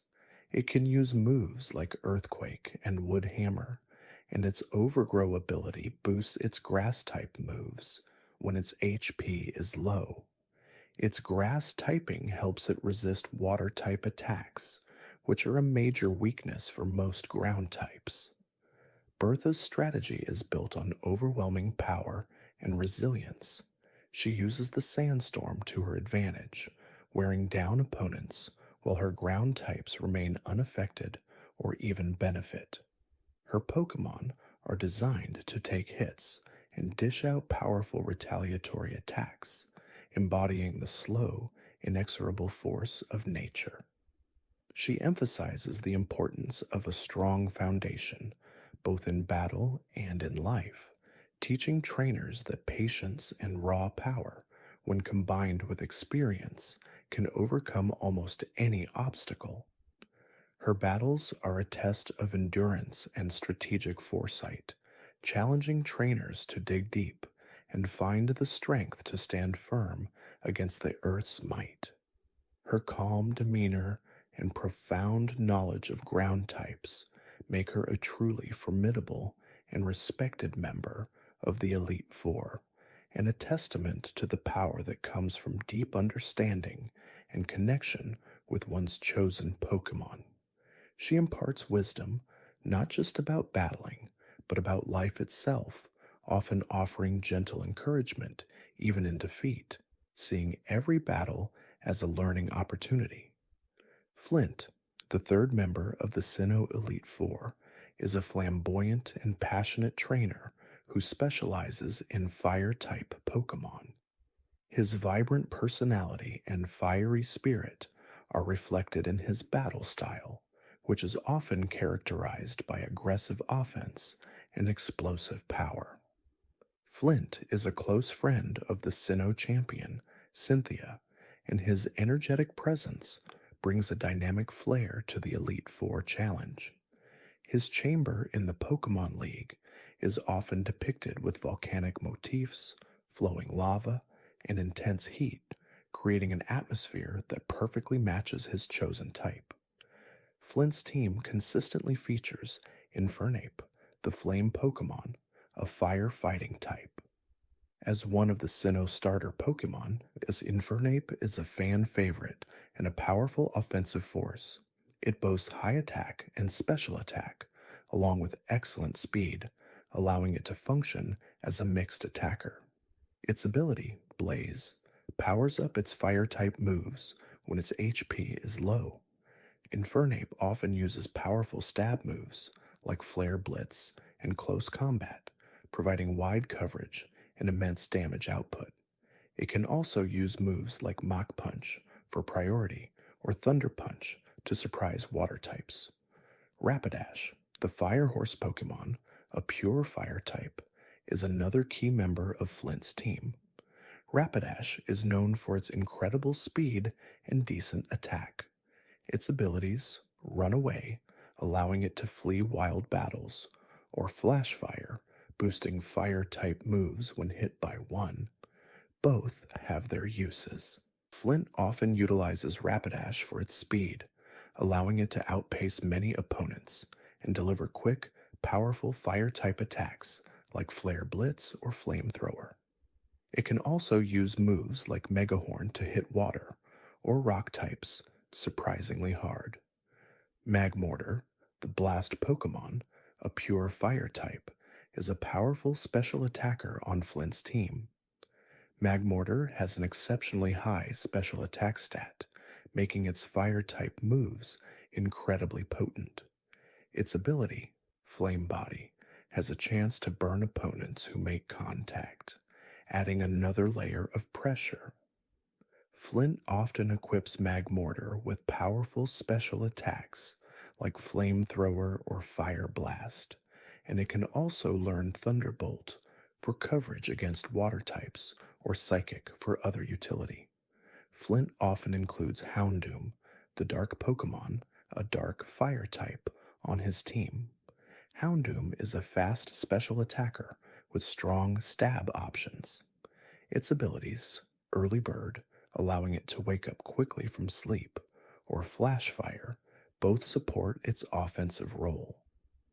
Houndoom typically uses Dark Pulse and Flamethrower or Nasty Plot to boost its special attack, making it an even more dangerous threat. Its dark typing also gives it an advantage against Psychic and Ghost types.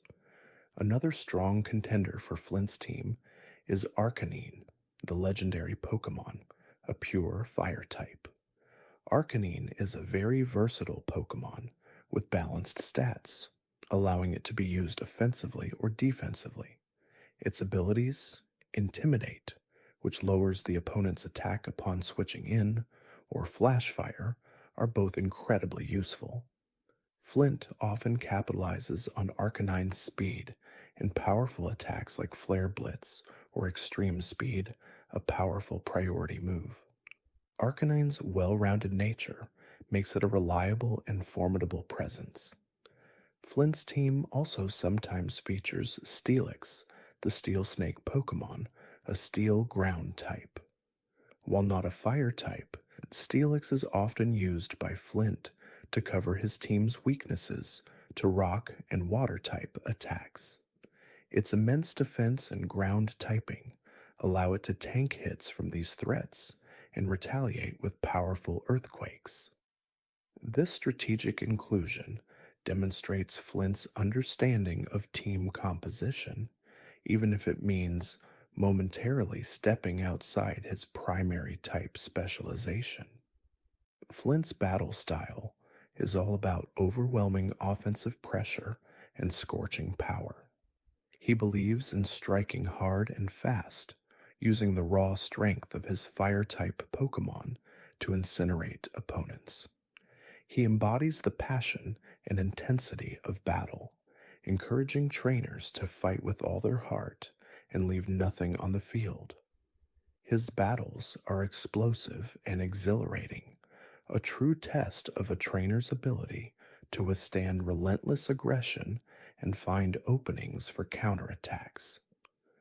Flint's warm and boisterous personality makes him a memorable and exciting challenge for any trainer aiming for the champion title.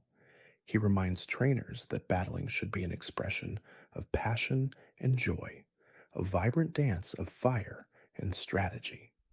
Lucian, the fourth and final member of the Sinnoh Elite Four, is a sophisticated and intellectual trainer who specializes in psychic-type Pokemon. His calm, collected demeanor and profound knowledge of strategy make him a truly formidable opponent. Lucian is often depicted as well-read and contemplative, approaching battles like a complex chess match, meticulously planning every move.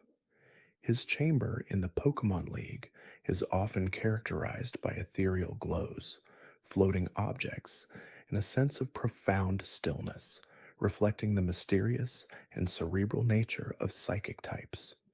His team consistently features Bronzong, the Bronze Bell Pokemon, a steel psychic type. Bronzong is known for its exceptional defensive capabilities and its unique typing, which grants it numerous resistances. Its abilities levitate, making it immune to ground-type attacks, or heat-proof, reducing damage from fire and ice-type attacks, further enhance its defensive utility. Lucian often uses Bronzong to set up Trick Room, a move that reverses the speed order for 5 turns, allowing his slower, bulkier psychic types to move first. It can also use Gyro Ball, which deals more damage the slower the user is compared to the target, or Psychic for stab damage. Alakazam, the Psy Pokemon, a pure Psychic type, is an incredibly fast and powerful special attacker on Lucian's team. Alakazam boasts an exceptionally high special attack and speed, allowing it to outspeed and often one-shot many opponents.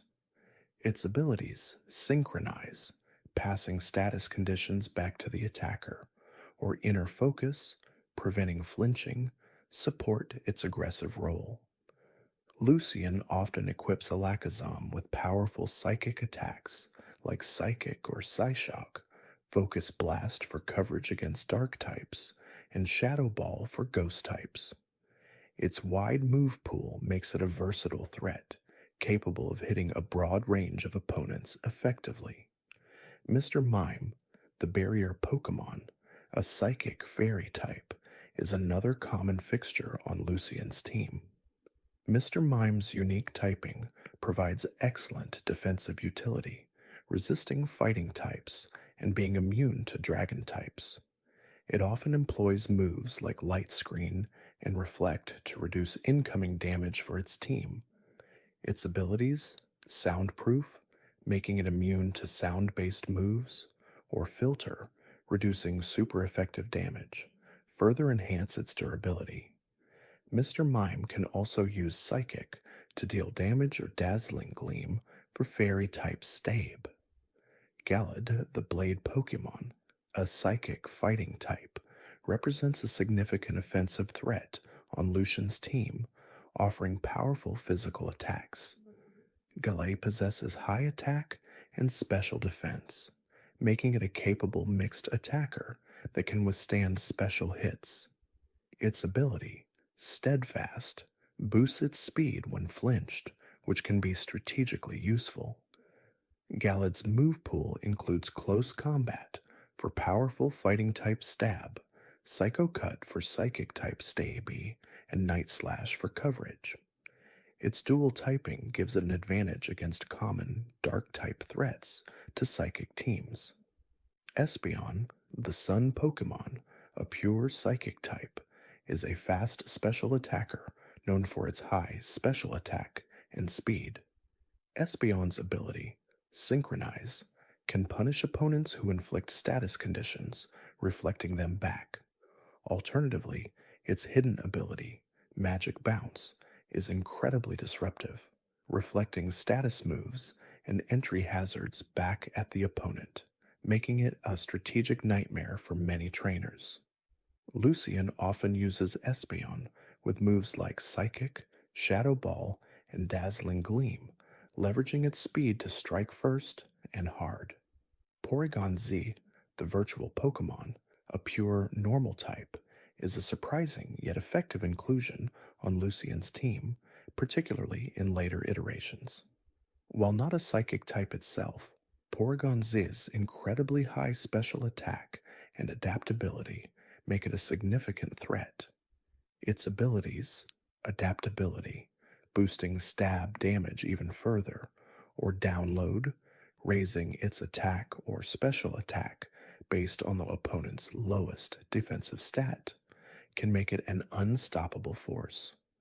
Lucian often equips Porygon Z with powerful special attacks like Tri-Attack, Thunderbolt, Ice Beam, and Dark Pulse, giving it wide coverage and the ability to hit many types super effectively.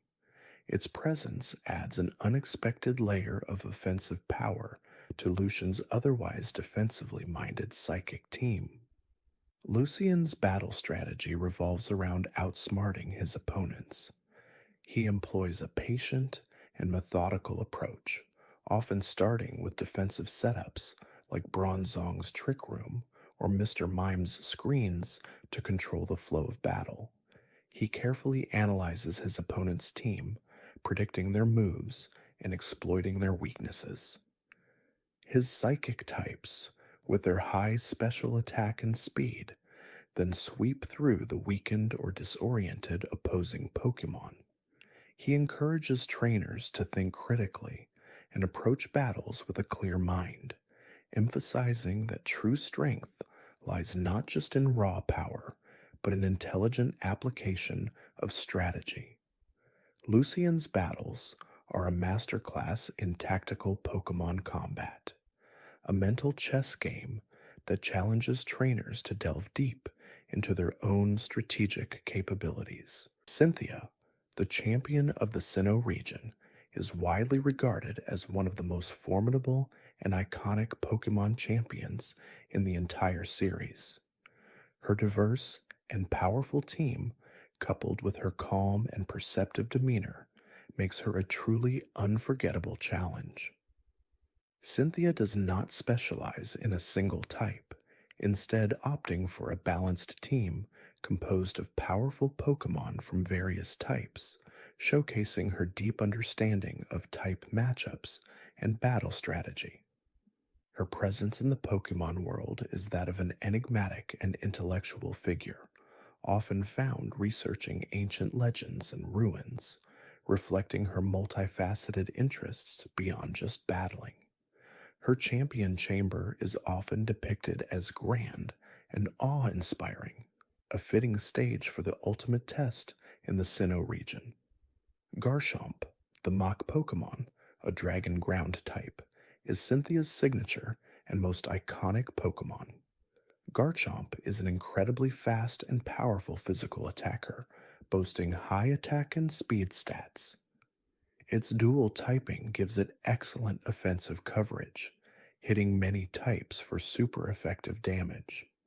Its ability, Sand Veil, boosts its evasion in a sandstorm, though it is often seen with rough skin in later games, damaging opponents who make physical contact. Cynthia often equips Garchomp with devastating moves like Earthquake for ground-type stab, Dragon Claw or Outrage for dragon-type stab, Stone Edge for coverage against flying and ice types, and Swords Dance to further boost its already immense attack. Garchomp is a defining force on her team, capable of sweeping through entire teams if not handled carefully. Spiritomb, the forbidden Pokemon, a ghost dark type, is another prominent member of Cynthia's team, known for its unique typing, which traditionally had no weaknesses prior to the introduction of the fairy type. Spiritomb boasts good defensive stats, making it surprisingly bulky. Its ability, Pressure, causes opponents to use more PP for their moves, slowly draining their resources. Cynthia often uses Spiritomb as a defensive pivot or to inflict status conditions. Its move pool often includes Dark Pulse for stab, Shadow Ball for ghost-type stabs, Sucker Punch for priority damage, and Ominous Wind or Will-O-Wisp to burn physical attackers. Roserade, the bouquet Pokemon, a grass poison type, provides special offensive power and status infliction for Cynthia's team. Roserade has a high special attack and speed, making it a fast attacker. Its abilities, Natural Cure, removing status conditions upon switching out, or Poison Point, potentially poisoning opponents upon contact, add to its utility. Cynthia often has Roserade use powerful moves like Energy Ball or Giga Drain for grass-type stabs, Sludge Bomb for poison-type stab, Extrasensory for coverage, and Sleep Powder to incapacitate opponents. Lucario, the Aura Pokemon, a fighting to steel type, is a powerful mixed attacker on Cynthia's team, often capable of hitting both physically and specially. Lucario possesses high attack and special attack stats, making it very versatile. Its abilities, Steadfast, boosting speed when flinched, or Inner Focus, preventing flinching, support its offensive role. Cynthia often equips Lucario with moves like Aura Sphere for special fighting type stab, Close Combat for physical fighting type stabby, Flash Cannon for steel type stabs, and Dragon Pulse for coverage. Its wide move pool and offensive power make it a significant threat. Togekiss, the Jubilee Pokemon, a fairy flying type, offers excellent special attacking power and defensive utility to Cynthia's team. Togekiss has high special attack and special defense, making it a bulky special attacker. Its abilities, Hustle, boosting attack but lowering accuracy, or Serene Grace, doubling the chance of a move's secondary effects, make it a formidable offensive presence. Cynthia often leverages Serene Grace with moves like Air Slash, which gains a very high flinch chance, or Dazzling Gleam for fairy-type stab. Other moves like Aura Sphere or Flamethrower provide additional coverage. Milotic, the tender Pokemon, a water type, provides special defensive bulk and recovery for Cynthia's team. Milotic boasts incredibly high special defense and special attack, making it a formidable special wall. Its abilities, Marvel Scale, boosting defense when statist, or competitive, sharply boosting special attack when a stat is lowered, are both highly beneficial.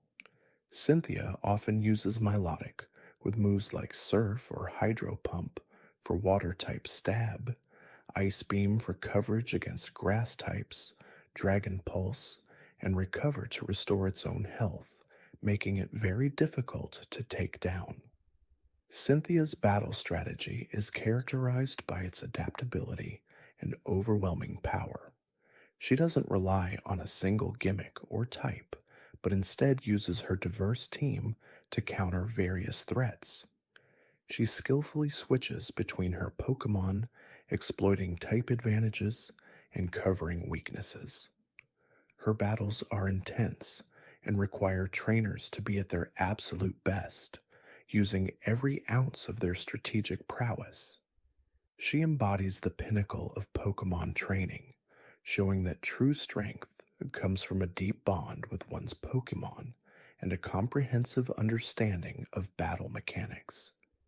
Cynthia's calm and encouraging words, even in defeat, inspire trainers to continuously strive for greatness, reminding them that the journey of a Pokemon trainer is one of constant growth and learning.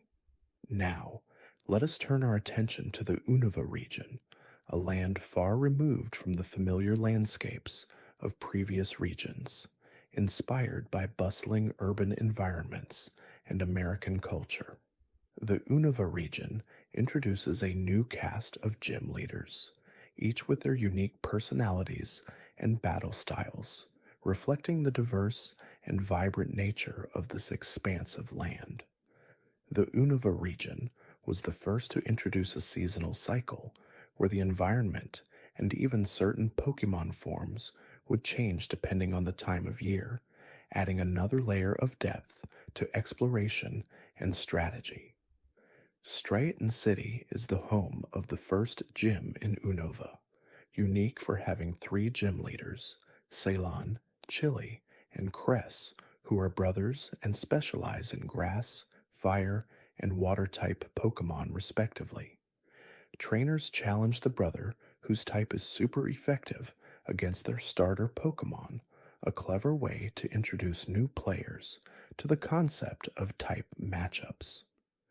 The Striaton Gym is also a restaurant, a charming detail that integrates their roles as chefs with their roles as gym leaders. The interior reflects this, often featuring dining tables and a kitchen area, creating a warm and inviting atmosphere that belies the challenge within. Ceylon, the grass type specialist, is an aspiring Pokemon connoisseur, someone who evaluates the compatibility between trainers and their Pokemon. He is elegant and articulate, often using sophisticated language and making culinary metaphors during battles. His primary Pokemon is Pansage, the grass monkey Pokemon, a pure grass type. Pansage is a fast special attacker with decent offensive coverage. Its ability, Gluttony, allows it to consume berries earlier than usual. Ceylon often uses Pansage with moves like Vine Whip for grass-type stab, Lick for coverage, and Leech Seed to drain the opponent's health, showcasing a strategic approach even in early battles. He also uses Lillipup, the puppy Pokemon, a normal type, in some battles. Lillipup is a versatile early-game Pokemon with decent attack. Its abilities, Vital Spirit, preventing sleeps or pickup, finding items, are useful. Ceylon's Lillipup often uses Tackle and Workup to boost its offensive stats, demonstrating a basic but effective strategy. Ceylon's battle style is focused on strategic setups and status conditions, aiming to outmaneuver his opponents with well-timed moves. He believes that a true battle is a delicate balance of flavor and harmony, encouraging trainers to understand the deeper connections between their Pokemon and their strategy. His calm and analytical approach offers a gentle introduction to the complexities of Pokemon battling. Chili, the fire-type specialist, is the most energetic and passionate of the three brothers. He is hot-headed and impulsive, mirroring the fiery nature of his Pokemon. His primary Pokemon is Pansear, the high-temp Pokemon, a pure fire type. Pansear is a fast special attacker with decent offensive coverage. Its ability, Gluttony, is the same as Pansage. Chili often uses Pansear with moves like Incinerate for fire-type stab and Lick for coverage, focusing on raw offensive power. He also uses Lillipup, similar to his brothers, ensuring a consistent level of challenge for new trainers. Chili's battle style is all about aggressive offense, overwhelming his opponents with powerful fire-type attacks. He believes in striking hard and fast, igniting the spirit of battle in both himself and his Pokemon. His dynamic and assertive approach teaches trainers the importance of decisive action and seizing the initiative. His battles are quick and intense, reflecting his fiery personality. Cress, the water-type specialist, is the calmest and most reserved of the three brothers, embodying the fluid and serene nature of water-type Pokemon. He is perceptive and thoughtful, often speaking in a more subdued and philosophical manner. His primary Pokemon is Panpour, the spray Pokemon, a pure water type. Panpour is a fast special attacker with decent offensive coverage. Its ability, Gluttony, is consistent with its brothers, the elemental monkeys. Cress often uses Panpour with moves like Water Gun for water-type stab and Lick for coverage, focusing on a balanced offensive and defensive approach. He also uses Lillipup, completing the trio's consistent early-game team composition. Cress's battle style emphasizes strategic flow and adaptability, using his water types to control the pace of battle and wear down opponents. He believes in the importance of patience and finding the natural rhythm of a battle, encouraging trainers to remain calm and adaptable in the face of adversity. His serene and methodical approach highlights the depth of strategic thinking in Pokemon battles.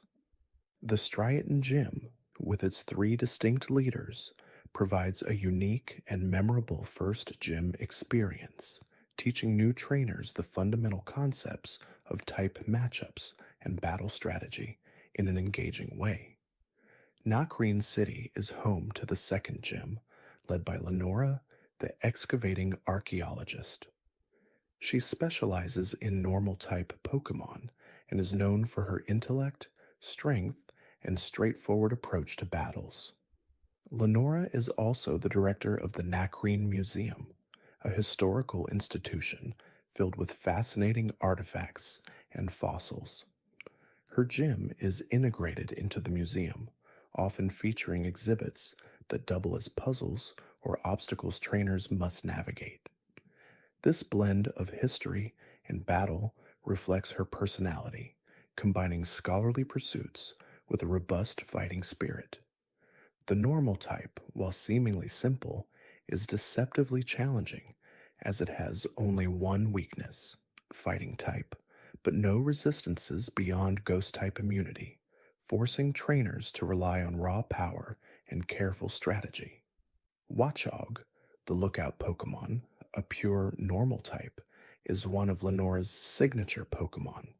Watchog is known for its excellent vision and its ability to illuminate its environment. It has decent attack and speed stats. Its abilities illuminate, increasing wild Pokemon encounters, or Keen Eye, preventing accuracy drops, and its hidden ability, analytic, boosting power if it moves last, make it a versatile threat. Lenora often uses Watchog with moves like Retaliate, a powerful normal type attack that doubles in power if a teammate fainted the previous turn, making it a dangerous revenge killer.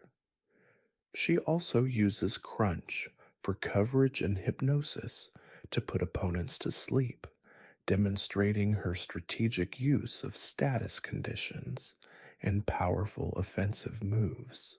Herdier, the loyal dog Pokemon, a pure normal type, is the evolved form of Lillipup and another key member of Lenora's team. Herdier boasts good attack and defensive stats, making it a reliable physical attacker. Its abilities thus Intimidate, lowering the opponent's attack upon entry, or Sand Rush, boosting speed in a sandstorm, are both strategically valuable. Lenora often equips Herdier with moves like Take Down for powerful normal type stab, Work Up to boost its offensive stats, and Leer to lower the opponent's defense, setting up for stronger attacks. Audino, the healing Pokemon, a pure normal type, is often featured in Lenora's team, particularly in Pokemon Black 2 and White 2. Audino is a strong defensive Pokemon with high HP and special defense, known for its healing capabilities. Its abilities, Healer, potentially healing allies' status conditions, or Regenerator, recovering HP upon switching out, make it very durable. Lenora uses Audino to absorb hits and provide support. Its move pool includes powerful normal-type attacks like Double Edge, as well as moves like Heal Pulse to heal allies in double battles, or Attract to infatuate opponents, disrupting their strategy. Lenora's battle strategy is straightforward but effective. She relies on the sheer power and resilience of her normal-type Pokemon. Her team is designed to hit hard with moves like Retaliate, taking advantage of opponents who might underestimate the normal type. She also incorporates status conditions and stat manipulation to gain an advantage, ensuring that trainers cannot simply brute force their way through her gym. She believes in battling with honesty and strength, encouraging trainers to stand firm and fight with conviction. Her no-nonsense approach teaches trainers the importance of solid fundamentals and unwavering determination. Lenora's battles are a test of a trainer's resolve and their ability to overcome powerful, well-rounded Pokémon. Castalia City is the bustling metropolis that houses the third gym, led by Berg, the artist of the bug type. Berg is an eccentric and passionate artist who specializes in bug type Pokémon.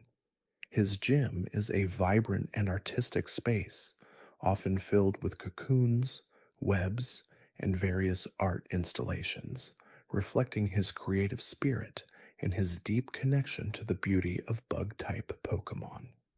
He is often depicted wearing a unique, artistic outfit, further emphasizing his distinctive personality. Bug-type Pokémon, while often underestimated, are known for their speed, unique abilities, and surprising offensive power when used strategically. Dwebble, the Rock-in Pokémon, a bug rock type, is a common member of Berg's team. Dwebble is known for carrying its home, a rock, on its back.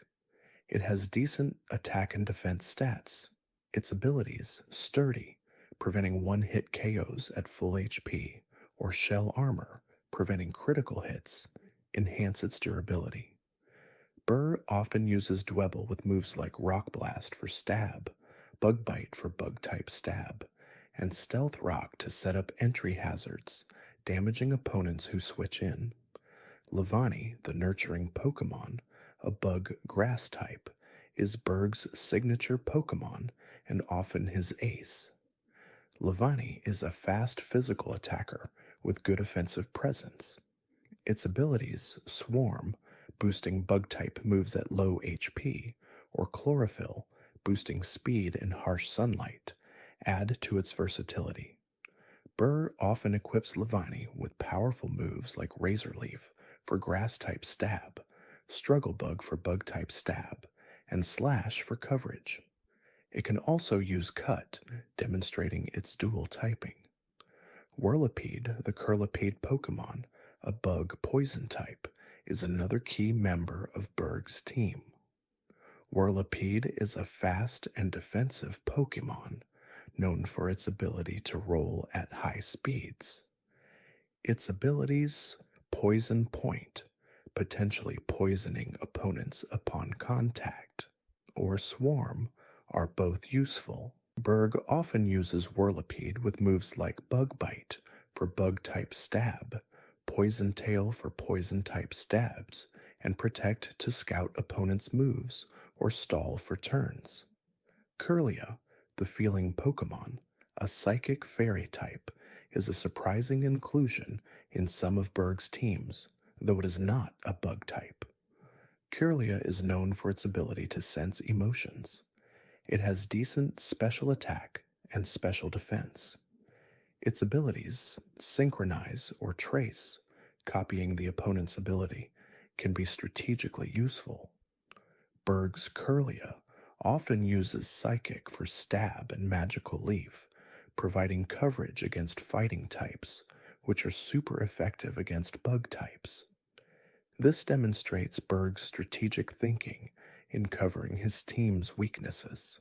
Berg's battle strategy is characterized by adaptability and a focus on disrupting opponents. He often uses status conditions, especially poison, to wear down his adversaries, and he excels at utilizing entry hazards like Stealth Rock to inflict passive damage. His bug-type Pokémon, with their often high speed, allow him to strike first and apply pressure. He also understands the importance of type coverage, as evidenced by his inclusion of Pokémon like Kirlia, which can counter some of the common threats to bug types. His gym puzzle often involves navigating through intricate webs or artistic installations, sometimes requiring the player to solve puzzles that reflect his artistic sensibilities, further immersing challengers in his unique world. Berg's gentle and artistic nature, coupled with his strategic acumen, makes him a memorable gym leader who champions the often overlooked beauty and strength of bug-type Pokémon. Moving on from the vibrant art studio of Berg, we journey to the Unova region's Chargestone Cave, or sometimes a different location, to encounter Elisa, the shining beauty, the glitz and glamour girl of the electric type. Elisa is not just a gym leader, she is also a supermodel, famous for her striking appearance, captivating personality, and her electrifying battle style. Her gym is often designed to resemble a fashion runway or a dazzling light show, perfectly reflecting her dual career and her radiant persona. She is known for her bold fashion choices and her confident demeanor, inspiring many with her powerful presence. Electric-type Pokémon are celebrated for their incredible speed, powerful special attacks, and their ability to paralyze opponents, making them formidable adversaries in battle. Emolga, the Sky Squirrel Pokémon, an electric shoots flying type, is a common and often irritating member of Elisa's team. Emolga is incredibly fast and can be quite evasive. Its ability, Static, can paralyze opponents who make contact, adding a layer of frustration for challengers. Elisa often uses Emolga with moves like Volt Switch, allowing her to deal damage and then switch out to another Pokémon, maintaining momentum. Acrobatics, a flying type move, is also common, especially if Emolga is not holding an item, benefiting from its increased power. Quick Attack provides priority, ensuring it can strike first in some situations. Zebstrika, the Thunderbolt Pokémon, a pure electric type, is another signature Pokémon of Elisa. Zebstrika is known for its impressive speed and strong attack stats. Its abilities, Lightning Rod, drawing in electric-type attacks and boosting its special attack, or Motor Drive, boosting its speed when hit by an electric-type move, make it a dangerous foe, especially if the challenger relies on electric-type attacks. Elisa often equips Zebstrika with moves like Wild Charge for powerful electric-type stab, Flame Charge to boost its speed even further, and Stomp for coverage. Fluffy, the Wool Pokémon, a pure electric type, appears in some of Elisa's teams, serving as a more defensively oriented electric type. Fluffy is known for its soft wool and its calm demeanor. Its ability, Static, can be a nuisance for physical attackers. Elisa often uses Fluffy with moves like Thunderbolt for electric-type Stay, Light Screen to reduce special damage for her team, and Cotton Guard to significantly boost its own defense, making it surprisingly resilient. Tynamo, the Elefish Pokémon, a pure electric type, is sometimes part of Elisa's early teams. Though small, Tynamo has the unique ability Levitate, making it immune to ground-type attacks, which are usually super effective against electric types. Elisa often uses Tynamo with moves like Spark for electric-type stab and tackle.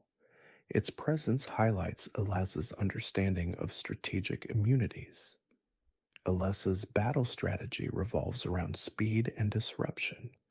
She frequently uses Volt Switch to pivot between her Pokémon, keeping the challenger on their toes and maintaining offensive pressure. Her electric-type Pokémon are adept at inflicting paralysis, which can severely hinder an opponent's speed and attack chances. She also understands the importance of type coverage, and often includes moves that can hit common threats to electric types, such as grass or ice. Her gym puzzle often involves navigating through a dark space, using spotlights or stepping on switches that illuminate a path, mimicking the bright lights of a fashion show and adding to the dramatic flair of her gym. Elisa's electrifying personality and her strategic use of fast and disruptive electric-type Pokémon make her a memorable and challenging gym leader, leaving a lasting impression with her dazzling battles. From the runway lights of Elisa, we journey to the tranquil and often frosty Opelucid City in the Unova region, where we encounter Drayden, the stalwart dragon, or sometimes Iris in her gym leader capacity, both masters of the dragon type. Drayden is a wise and venerable elder, the mayor of Opelucid City, and a formidable trainer. He embodies the strength and wisdom and ancient power associated with dragon-type Pokémon. His gym is often designed to reflect the grandeur and resilience of dragons, with imposing structures and sometimes icy challenges. Iris, on the other hand, brings a youthful exuberance and incredible natural talent to her role as a dragon-type gym leader, later becoming a champion. Both represent different facets of the dragon mastery. Dragon-type Pokémon are renowned for their immense power, high stats, and often broad-type coverage, making them one of the most powerful and sought-after types in the Pokémon world. They are often difficult to train, but incredibly rewarding. Druddigon, the cave Pokémon, a pure dragon type, is a prominent member of Drayden and Iris's teams. Druddigon is known for its rugged appearance and strong attack stat. Its abilities, rough skin, damaging opponents who make physical contact, or sheer force, boosting attack power of moves with secondary effects, but removing those effects, make it a dangerous physical attacker. Drayden often uses Druddigon with powerful moves like Dragon Claw for Dragon-type stab, Revenge, which doubles in power if hit before attacking, and Rock Slide for coverage against ice types. Haxorus, the Axe Jaw Pokémon, a pure dragon type, is Drayden's signature Pokémon and often his ace. Haxorus is a fearsome physical attacker with an incredibly high attack stat, making it capable of dealing immense damage.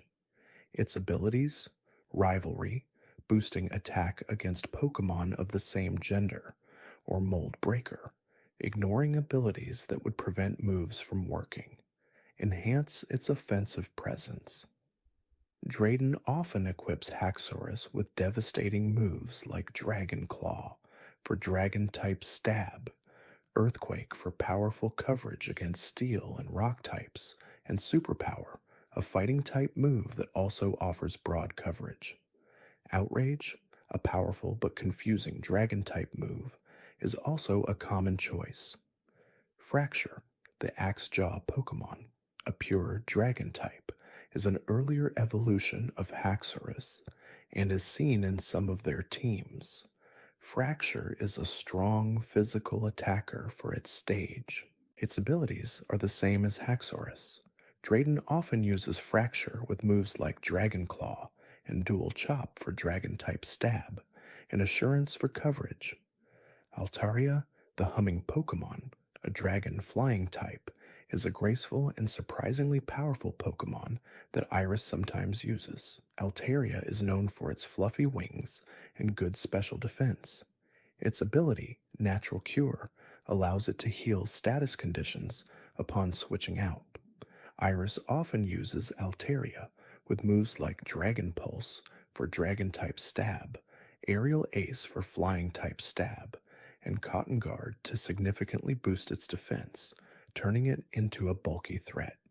Salamence, the dragon Pokémon, a dragon flying type, is another powerful dragon that Iris might employ. Salamence is a pseudo-legendary Pokémon known for its incredible offensive stats and speed. Its abilities, Intimidate, lowering the opponent's attack upon entry, or Moxie, boosting its attack after knocking out an opponent, make it a fearsome sweeper. Iris often outfits Salamence with moves like Dragon Pulse or Dragon Claw for Dragon-type stab, Flamethrower for coverage against steel and ice, and Fly for flying type stab. Drayden's battle strategy is characterized by brute force and resilience. He leverages the naturally high stats of his dragon type Pokemon to overwhelm opponents. He often focuses on powerful offensive moves and sometimes uses stat boosting moves to set up sweeps. His gym puzzle typically involves navigating through challenging terrains, sometimes requiring the player to slide across ice or climb intricate structures, symbolizing the formidable journey required to master dragon-type Pokemon. Iris, while also utilizing powerful dragon types, often brings a slightly more aggressive and unpredictable style, reflecting her dynamic personality. Both gym leaders emphasize the importance of patience and perseverance when dealing with the raw power of dragon types. Their challenges serve as a true test of a trainer's skill and understanding of type matchups, preparing them for the Elite Four and beyond. Leaving the ancient power of dragon types, we travel to the vibrant and bustling Striaton City in the Unova region, where we encounter three unique gym leaders simultaneously: Cylon, the grass-type connoisseur; Chili, the fire-type enthusiast; and Cress, the water-type specialist. These three brothers, known as the Striaton Trio, represent a unique challenge as the player's first gym battle in Unova.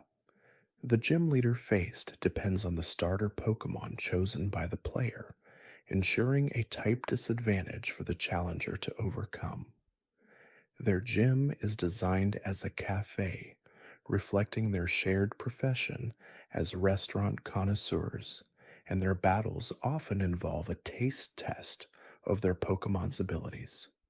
This setup introduces new trainers to the fundamental rock-paper-scissors dynamic of grass, fire, and water types. Cylon, the grass-type gym leader, is calm, analytical, and enjoys evaluating Pokemon and trainers as if they were fine dishes. He specializes in grass-type Pokemon, known for their defensive capabilities, status effects, and sometimes surprising offensive power. Pansage, the grass monkey Pokemon, a pure grass type, is Cylon's signature Pokemon. Pansage is a swift and agile Pokemon. Its ability, Gluttony, allows it to consume berries earlier than usual. Cylon often uses Pansage with moves like Vine Whip for grass-type stabs, Leer to lower the opponent's defense, and Lick, which can cause paralysis. It also has Fury Swipes for multi-hit attacks. Chili, the fire-type gym leader, is fiery, passionate, and eager for intense battles. He specializes in fire-type Pokemon, known for their strong offensive presence, ability to inflict burns, and often high speed. Pansear, the high-temp Pokemon, a pure fire type, is Chili's signature Pokemon. Pansear is known for its hot head and quick movements. Its ability, Gluttony, is shared with its elemental counterparts. Chili often uses Pansear with moves like Incinerate for fire-type stab, Leer to lower defense, and Lick, which can cause paralysis. It also carries Fury Swipes.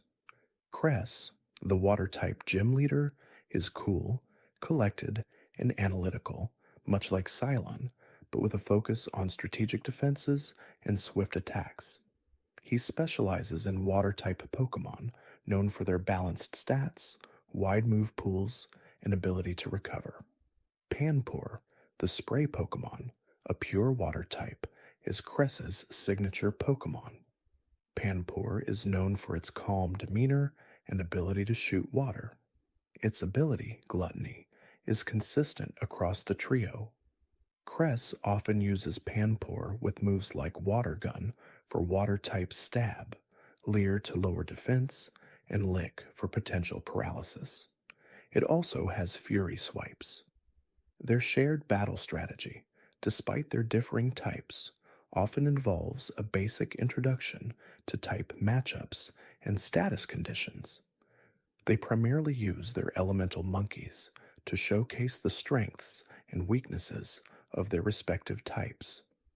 The gym puzzle involves answering questions about type advantages, reinforcing the core concept of Pokemon battling. This tripartite gym provides a foundational learning experience for new trainers, teaching them the importance of strategic type selection and the basic mechanics of battle. The Striaton trio, with their distinct personalities and shared culinary passion, offer a memorable and educational first challenge in the Unova region. From the culinary challenges of the Striaton trio, we journey to the bustling Castelia city, the heart of the Unova region, to meet Lenora, the archaeologist, the reviving fossilist of the normal type. Lenora is not only a gym leader, but also the director of the Necrine Museum, a place dedicated to artifacts and fossils. She is a strong, warm, and intelligent woman who exudes a maternal aura, but she is also a formidable opponent in battle. Her gym is housed within the museum, often requiring challengers to navigate through exhibits and solve puzzles related to history and archaeology, blending her two passions seamlessly. Normal type Pokemon, while often seen as plain, are incredibly versatile, capable of learning a wide array of moves from different types, making them unpredictable and adaptable in battle. They often have solid defensive stats and unique abilities. Herdier, the loyal dog Pokemon, a pure normal type, is a common and reliable member of Lenora's team. Herdier is known for its loyalty and its sturdy build. Its abilities intimidate, lowering the opponent's attack upon entry, or Sand Rush, boosting speed in a sandstorm, make it a useful utility Pokemon. Lenora often uses Herdier with moves like Takedown for normal type Stab, Work Up to boost its attack and special attack, and Crunch for coverage. Watchog, the Lookout Pokemon, a pure normal type, is another distinctive Pokemon on Lenora's team. Watchog is known for its keen eyesight and its ability to illuminate dark places. Its abilities Illuminate, increasing wild Pokemon encounter rate, though not useful in gym battles, or Keen Eye, preventing accuracy drops, are strategically useful. Lenora often uses Watchog with moves like Hyper Fang for powerful normal type Stab, Crunch for coverage, and Hypnosis to put opponents to sleep, disrupting their strategy. Stoutland, the big-hearted Pokemon, a pure normal type, is Lenora's signature Pokemon and often her ace. Stoutland is a powerful and loyal dog Pokemon, known for its strong offense and defensive capabilities. Its abilities, Intimidate or Sand Rush, are excellent for controlling the flow of battle. Lenora often equips Stoutland with hard-hitting moves like Retaliate for normal-type stabs, which doubles in power if a teammate fainted the previous turn. It also uses Work Up to boost its offensive stats and Take Down for strong damage. Roar is another common move, allowing her to force out setup sweepers. Audino, the hearing Pokemon, a pure normal type, sometimes appears in Lenora's teams. Audino is known for its excellent hearing and its supportive capabilities. Its abilities, a healer, potentially healing allies' status conditions, or Regenerator, recovering HP upon switching out, make it a resilient Pokemon. Lenora might use Audino with moves like Double Slap for multi-hit normal-type stabs and Heal Pulse to restore ally HP in double battles, or Secret Power. Lenora's battle strategy emphasizes durability and opportunistic offense. She often uses Pokemon with abilities like Intimidate to reduce the opponent's offensive threat, allowing her more time to set up or chip away at their HP. Her normal type Pokemon, with their diverse move pools, can cover a wide range of types, making her team surprisingly adaptable. She also isn't afraid to use status conditions to gain an advantage.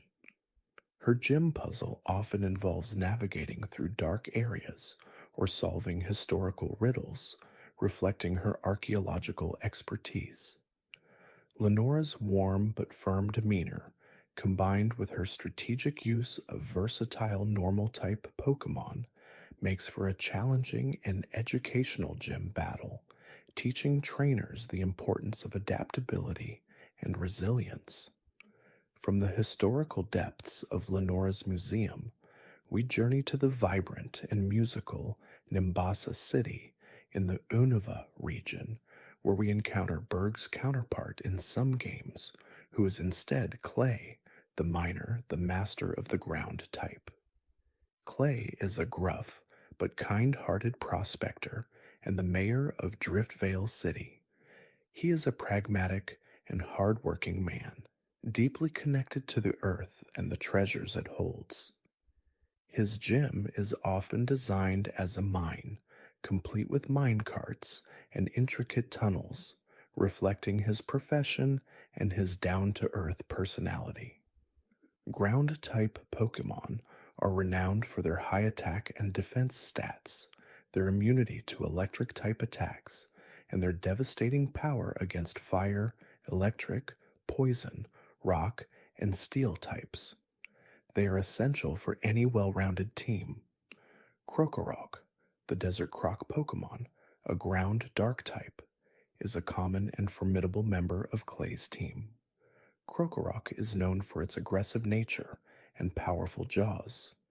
Its abilities, Intimidate, lowering the opponent's attack upon entry, or Moxie, boosting attack after knocking out an opponent, make it a dangerous offensive threat. Clay often uses Krokorok with moves like Dig for ground-type stab, Crunch for dark-type stab, and Foul Play, which uses the opponent's attack stat for damage, making it effective against physical attackers. Excadrill, the subterranean Pokemon, a ground steel type, is Clay's signature Pokemon and often his ace. Excadrill is a powerful physical attacker with high attack and speed, especially under certain conditions. Its abilities, Sand Rush, doubling speed in a sandstorm, or Sand Force, boosting ground, rock, and steel moves in a sandstorm, make it a terrifying force in sandstorm teams. Clay often equips Excadrill with devastating moves like Earthquake for powerful ground-type stab, Metal Claw for steel-type stab, and Drill Run for high critical hit ratio ground-type damage. Rock Slide provides coverage against flying types. Sandile, the desert croc Pokemon, a ground dark type, is an earlier evolution of Krokorok and is seen in some of Clay's teams. Sandile is a strong offensive Pokemon for its stage. Its abilities, Intimidate or Moxie, are excellent. Clay often uses Sandile with moves like Dig for ground-type stab and Crunch for dark-type stab. Palpitoad, the vibration Pokemon, a water ground type, is another key member of Clay's early teams. Palpitoad is known for its ability to cause vibrations. Its abilities, Swift Swim, doubling speed in rain, or Hydration, healing status conditions in rain, highlight its aquatic nature. Clay often uses Palpitoad with moves like Mud Shot for ground-type stab and Bubble Beam for water-type stab. Sludge Wave provides poison-type coverage. Clay's battle strategy revolves around brute force, and in some cases, the utilization of weather effects, particularly Sandstorm, to boost his Pokemon's offensive and defensive capabilities. He relies on the high attack and defense of his ground-type Pokemon to overwhelm opponents. His team often features Pokemon with strong physical attacks and good coverage. He also understands the importance of abilities, like Intimidate to reduce incoming damage. His gym puzzle typically involves navigating through a maze of minecarts and switches, requiring the player to think strategically to reach him, mirroring the methodical yet challenging nature of mining. Clay's gym badge is the Quake badge, symbolizing his mastery over ground-type Pokémon and the raw power of the earth itself. Obtaining it signifies a trainer's ability to overcome formidable physical threats and adapt to strategic environmental effects. Moving westward from Driftvale City, our journey through Unova continues to Mistralton City, a place known for its wide-open spaces and a towering mountain that occasionally lends its name to a powerful, legendary Pokémon. Here, trainers will encounter Skyla, the gym leader specializing in flying-type Pokémon. Skyla is not just a gym leader, she is also a pilot, embodying the freedom and grace of the skies. Her family has a long history of aviation, and she herself operates a cargo plane, delivering goods and connecting distant parts of Unova.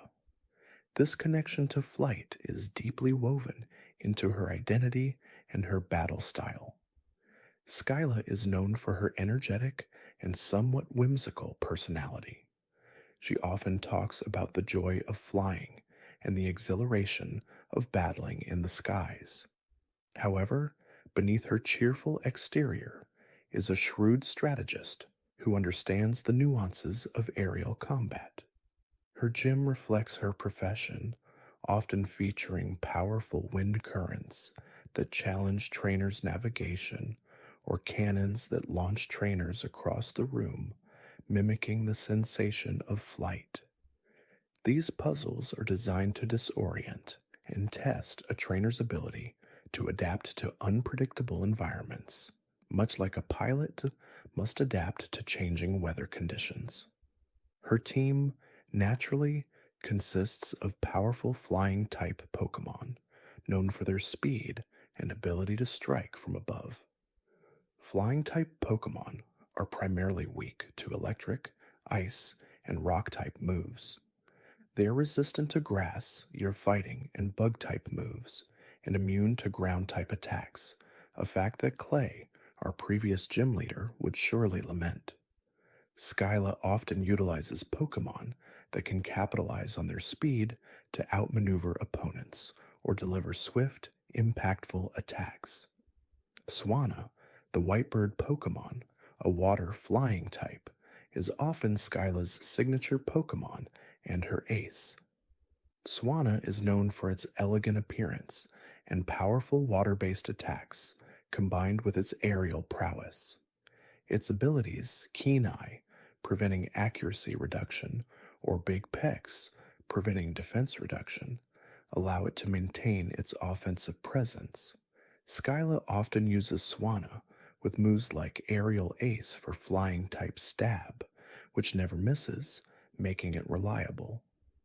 Bubble Beam provides water-type stab, and Hurricane, a powerful special flying-type attack, especially potent in rain, can truly devastate opponents. Tailwind can also be employed to boost her team's speed. Unpheasant, the proud Pokémon, a normal flying type, is another common member of Skyla's team. Unpheasant is known for its distinctive plumage and its piercing gaze. Its abilities, Big Pecs or Super Luck, increasing critical hit ratio, contribute to its offensive capabilities. Skyla often uses Unpheasant with moves like Aerial Ace for flying-type stab and facade, a powerful normal-type move whose power doubles if the user is afflicted by a status condition. Quick Attack can be used for priority damage. Emolga's the Sky Squirrel Pokémon, an electric flying type, is a unique addition to Skyla's roster. Emolga is a small, fast Pokémon that combines the agility of a flying type with the shock value of an electric type. Its ability, Static, has a chance to paralyze an opponent who makes contact adding an element of disruption to her strategy.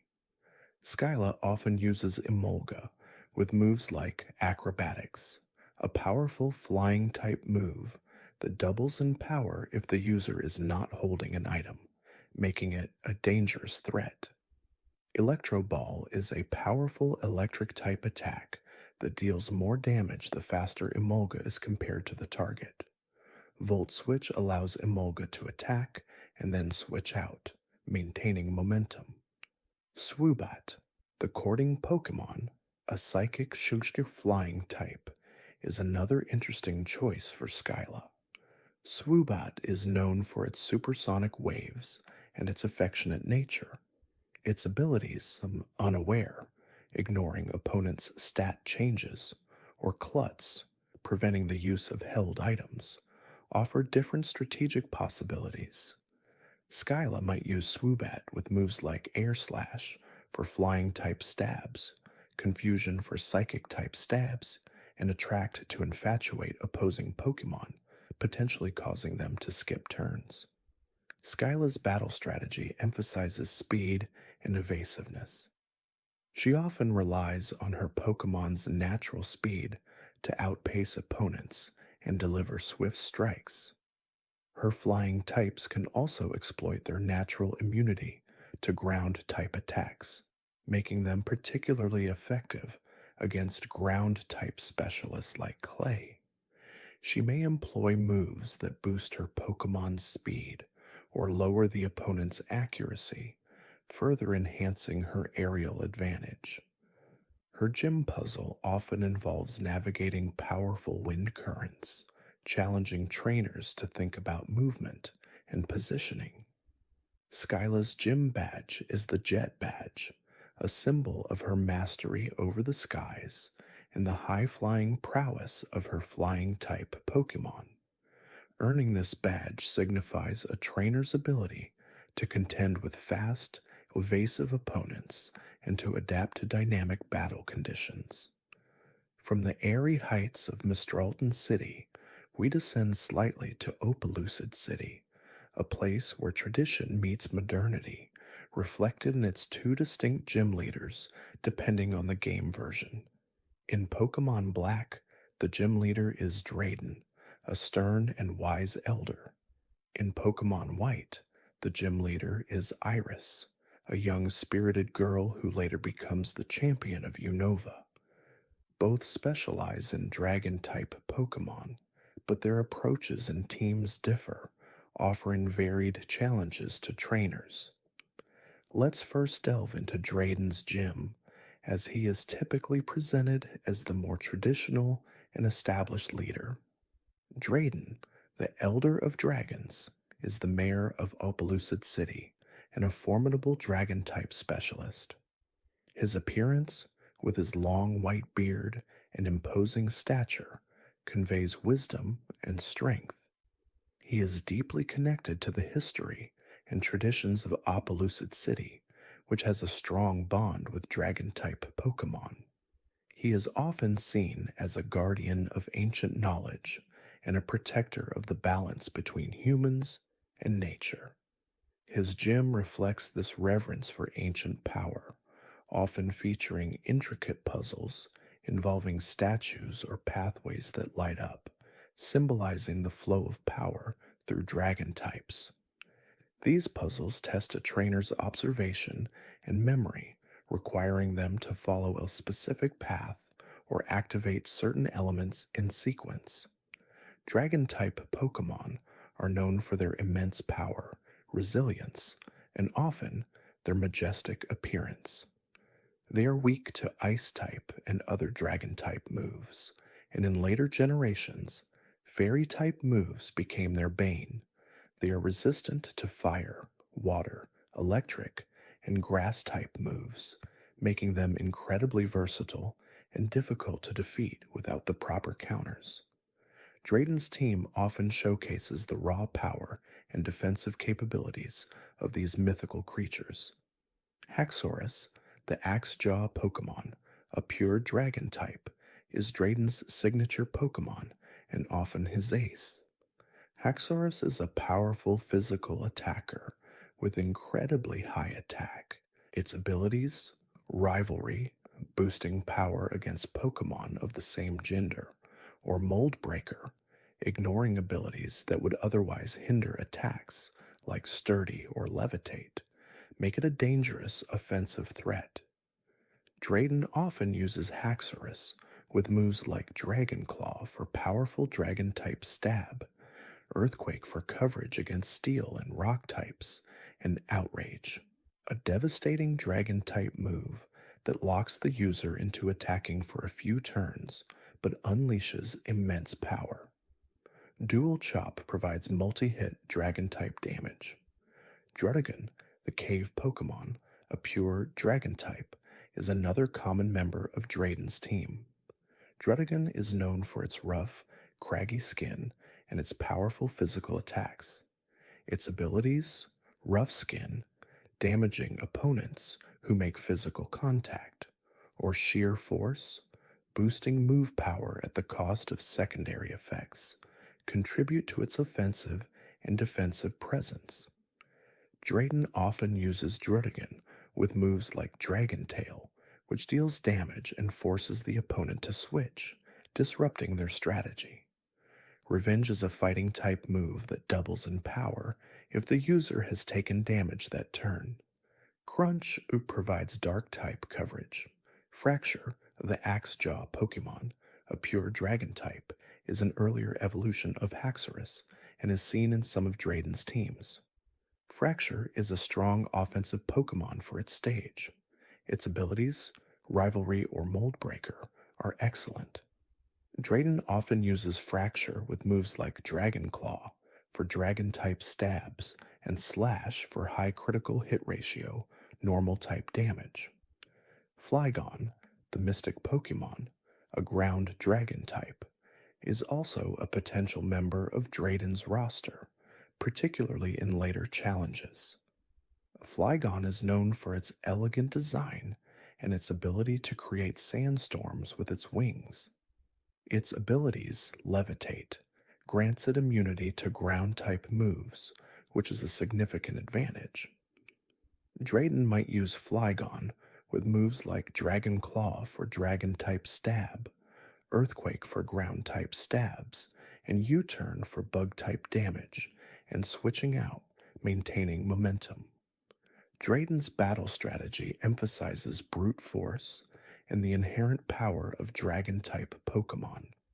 He often utilizes Pokemon with high attack stats to overwhelm opponents with powerful stab moves. He also understands the importance of coverage, ensuring his Dragon types can hit a wide range of opposing types effectively. His team often features Pokemon that can withstand hits and deliver devastating counterattacks.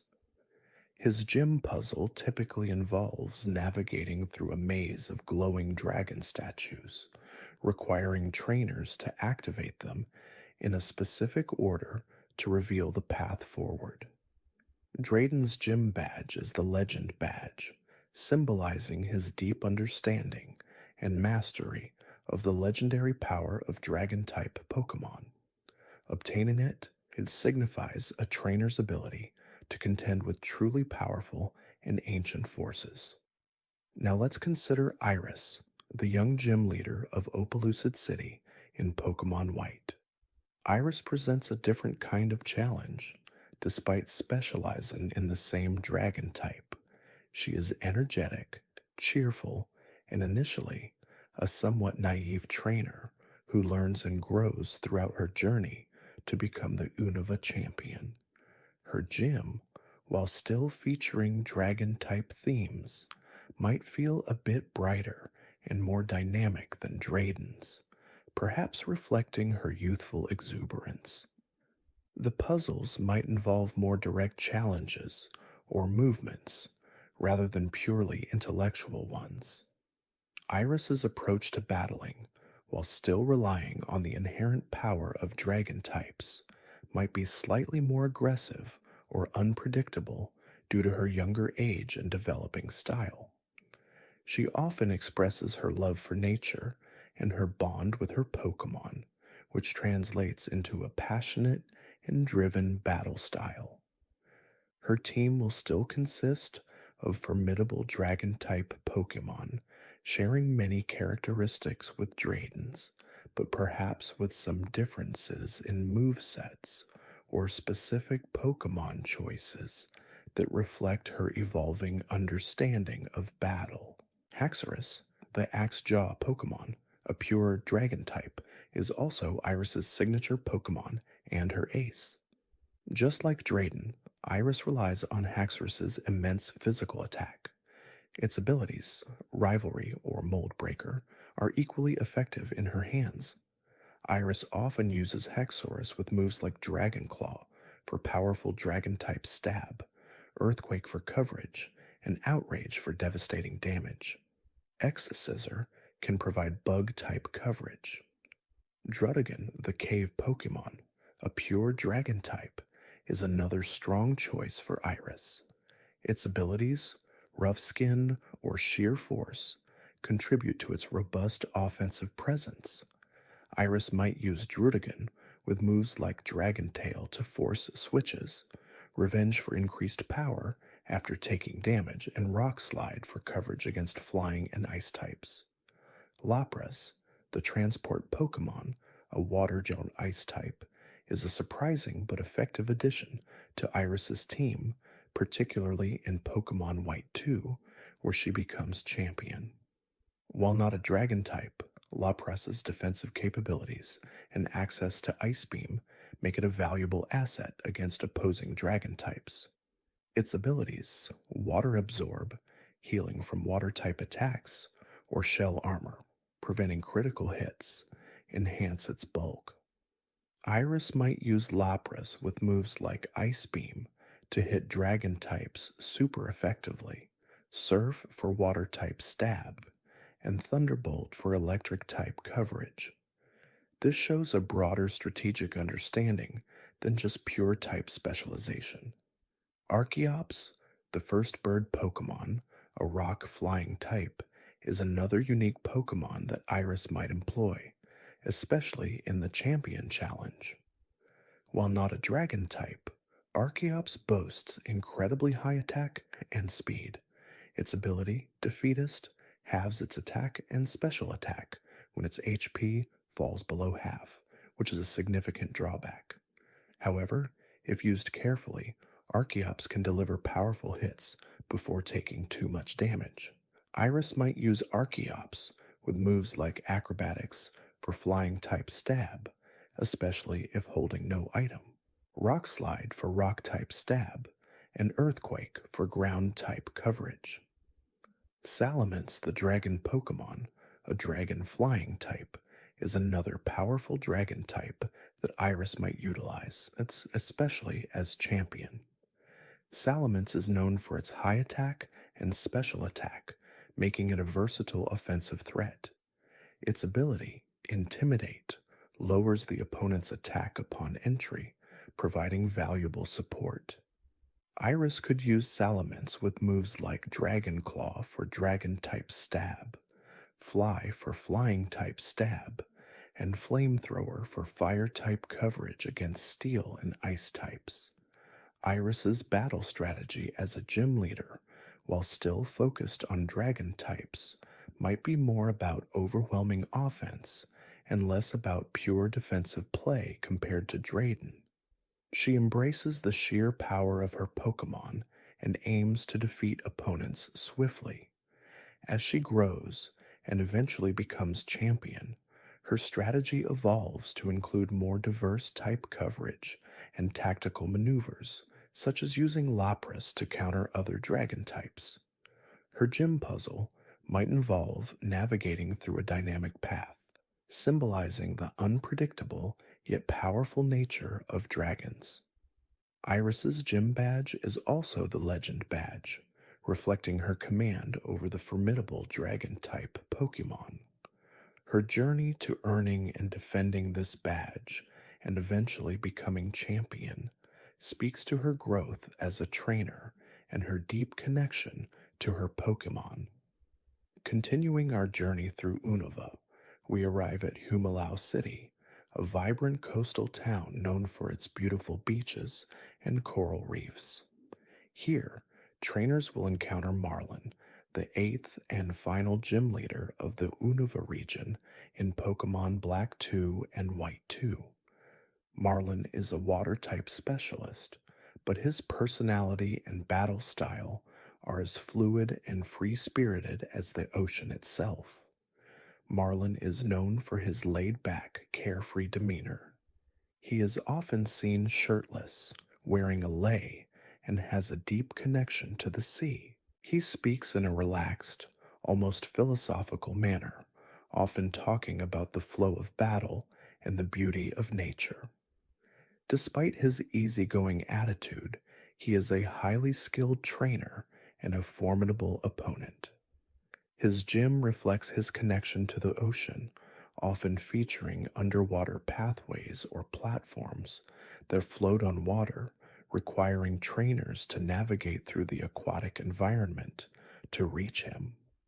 These puzzles test a trainer's spatial awareness and ability to move gracefully through challenging terrain, much like swimming through currents. Water-type Pokemon are incredibly versatile and are often found in diverse habitats. They are primarily weak to electric and grass-type moves. They are resistant to fire, water, ice, and steel-type moves, making them defensively strong against many common offensive types. Marlin often utilizes Pokemon that can capitalize on their defensive bulk, offensive power, or unique abilities related to water. Jellicent, the floating Pokemon, a water-just ghost type, is often Marlin's signature Pokemon and his ace. Jellicent is known for its ethereal appearance and its ability to absorb attacks. Its abilities, Water Absorb, healing from water-type attacks, or Cursed Body, disabling an opponent's move upon contact, make it a disruptive and resilient threat. Marlin often uses Jellicent with moves like Surf for powerful water-type stab, Shadow Ball for ghost-type stab, and Recover to restore its own health, making it difficult to take down. Will-O-Wisp can also be used to burn physical attackers. Caracosta, the proto-turtle Pokemon, a water-say rock type, is another common member of Marlin's team. Caracosta is known for its ancient appearance and powerful offensive capabilities. Its abilities, Solid Rock, reducing super effective damage, or Sturdy, preventing one-hit knockouts from full HP, make it quite durable. Marlin often uses Caracosta with moves like Aqua Jet for priority water-type stab, Stone Edge for powerful rock-type stab, and Shell Smash, a move that drastically boosts its attack, special attack, and speed at the cost of defense, turning it into a fearsome sweeper. Wailord, the float whale Pokemon, a pure water type, is a massive Pokemon that Marlin might employ, particularly in later challenges. Wailord is known for its immense HP and its ability to learn powerful special attacks. Its abilities, Water Veil, preventing burns, or Oblivious, preventing infatuation, and Taunt, offer some protection. Marlin might use Wailord with moves like Hydro Pump for powerful water-type stab, Ice Beam for coverage against grass and dragon types, and Heavy Slam, a steel-type move that deals more damage the heavier the user is compared to the target. Mantine, the kite Pokemon, a water flying type, is another elegant water type that Marlin might include. Mantine is known for its graceful swimming and its defensive bulk. Its abilities, Swift Swim, doubling speed and rain, or Water Absorb, enhance its utility. Marlin might use Mantine with moves like Surf for water-type stab, Air Slash for flying-type stab, and Roost to recover health. Marlin's battle strategy emphasizes the fluidity and adaptability of water-type Pokemon. He often uses Pokemon with good defensive stats to absorb hits while also having strong offensive options. He may also utilize moves that disrupt the opponent's strategy, such as Jellicent's Cursed Body, or set up for powerful sweeps with moves like Caracosta's Shell Smash. His laid-back demeanor belies a thoughtful approach to battle, where he allows his Pokémon to flow with the rhythm of the fight. His gym puzzle typically involves navigating through a series of water platforms and currents, requiring trainers to find the correct path to reach him. Marlin's gym badge is the Wave Badge, symbolizing his mastery over the currents and depths of the ocean and the powerful water-type Pokémon that dwell within. Earning this badge signifies a trainer's ability to contend with versatile and resilient aquatic opponents, and to adapt to the ever-changing tides of battle. With Marlin defeated, a trainer has now collected all 8 badges of the Unova region. This signifies the completion of the Gym Challenge and the right to challenge the Elite Four and the champion of Unova. The journey has been long, filled with diverse challenges and unique personalities, each gym leader contributing to the trainer's growth and an understanding of the vast world of Pokémon. Each badge represents a step further in mastering different types and strategies, preparing the trainer for the ultimate confrontation that awaits them. The Elite Four of Unova, much like those in other regions, are a formidable group of trainers, each specializing in a particular Pokémon type or battle style, designed to test a trainer's skill, knowledge, and the bonds they've forged with their Pokémon. Let's gently transition our focus now to the Elite Four of the Unova region, beginning with Chantal, the Ghost-type specialist. Chantal is a mysterious and elegant woman who resides in the Elite Four chamber that resembles a library, fitting her persona as a novelist. She is known for her love of books and her thoughtful, somewhat melancholic disposition. Her chamber is filled with towering bookshelves and floating candles, creating an atmosphere that is both eerie and serene. Chantal's battle strategy revolves around the spectral and often tricky nature of ghost-type Pokémon, utilizing status conditions, disruptive moves, and powerful special attacks to overwhelm her opponents. One of Chantal's signature Pokémon is Cofagrigus, the Coffin Pokémon, a pure ghost type. Cofagrigus is known for its high defensive stats, making it a very difficult Pokémon to take down. Its ability, Mummy, is particularly disruptive, changing the ability of an attacking Pokémon to Mummy upon contact. This can nullify beneficial abilities, like Intimidate or Swift Swim, greatly impacting the flow of battle. Chantal might use Cofagrigus with moves like Shadow Ball for powerful ghost-type stab, Will-O-Wisp to inflict burns and have the opponent's attack, Hex to deal increased damage to status-afflicted targets, and protect a scout for moves or stall for turns while poison or burn damage accumulates. Another Pokémon often seen on Chantal's team is Golurk, the automaton Pokémon, a ground ghost type. Golurk is a powerful physical attacker with decent defensive stats. Its ability, Iron Fist, boosts the power of its punching moves.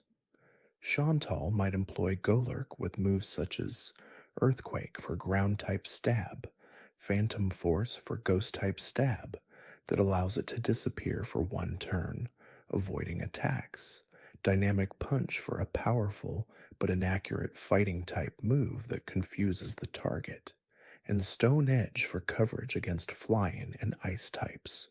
Chandelure, the luring Pokémon, a ghost fire type, is a special attacker that Chantal frequently uses. Chandelure boasts an incredibly high special attack stat, making it a significant threat.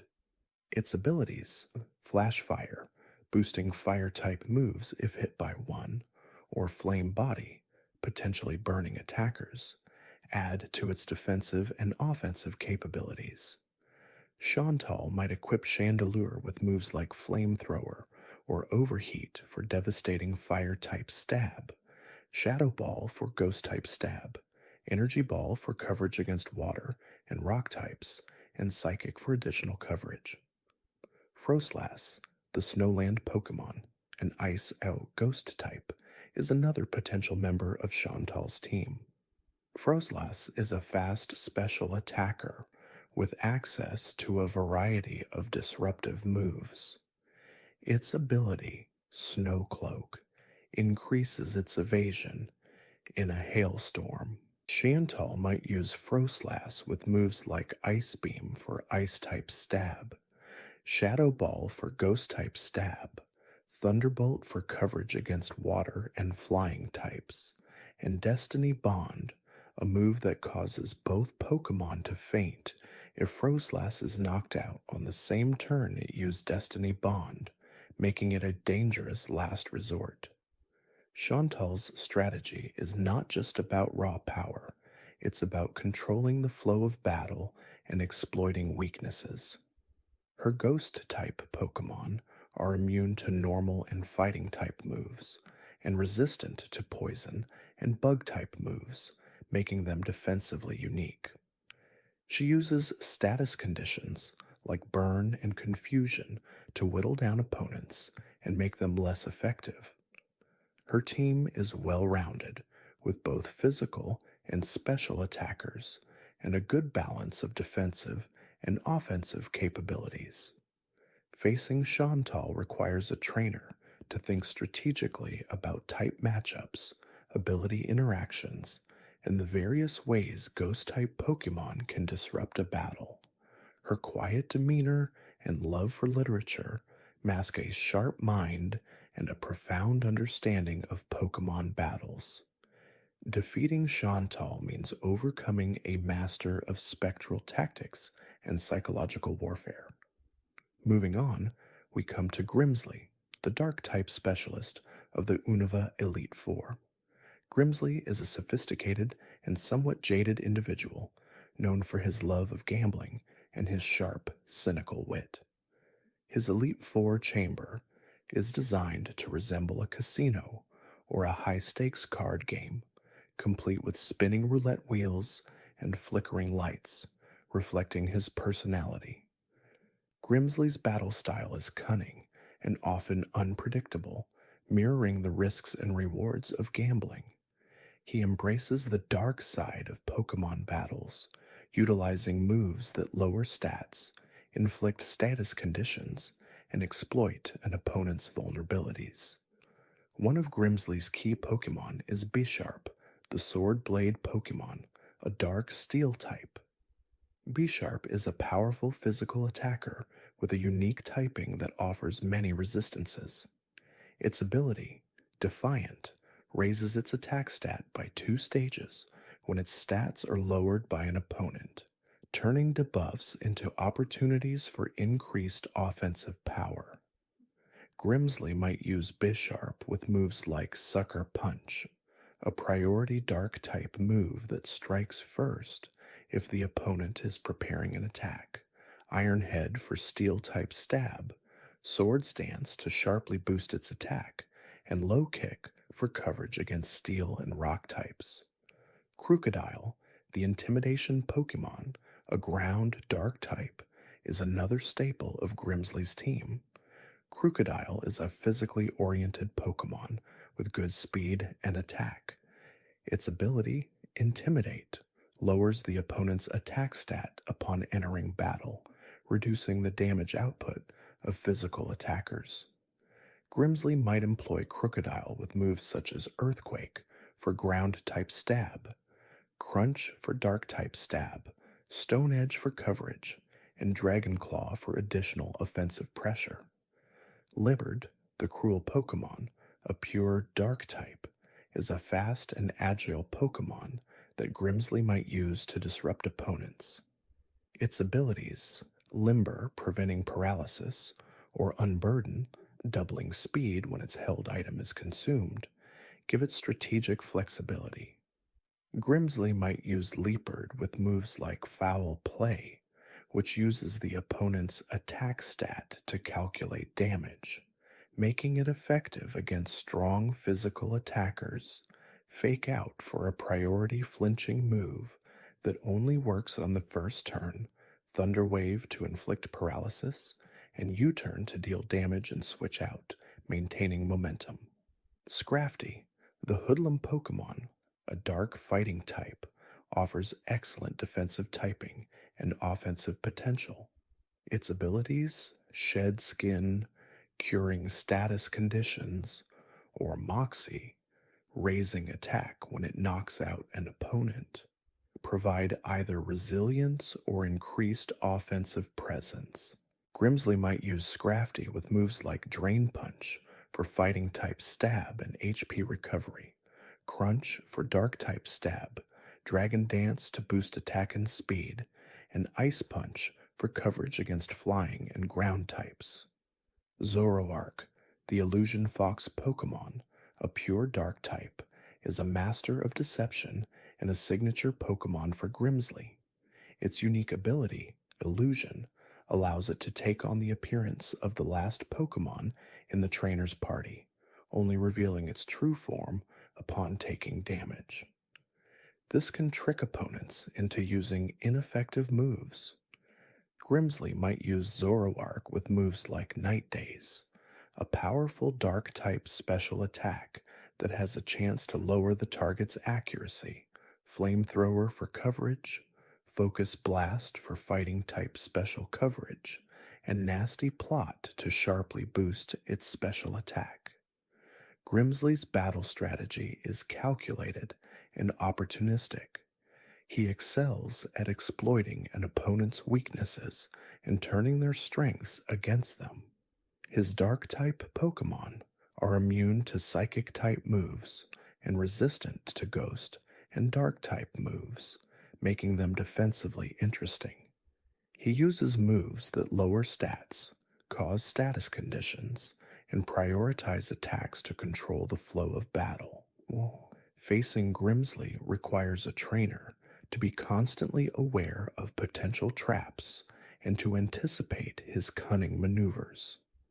His sophisticated yet weary demeanor highlights the complex nature of the dark type, which is not inherently evil, but rather deals with shadows, cunning, and raw power.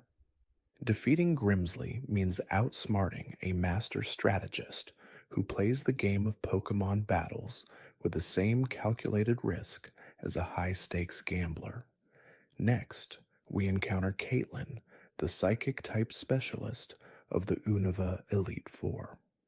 Caitlin is a serene and elegant young woman known for her ability to use psychic powers to manipulate objects and her sometimes sleepy, ethereal presence.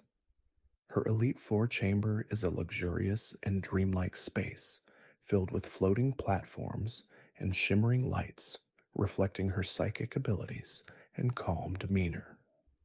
Caitlin's battle style is characterized by powerful special attacks, excellent defensive capabilities, and often disruptive moves that capitalize on the psychic type's strategic depth.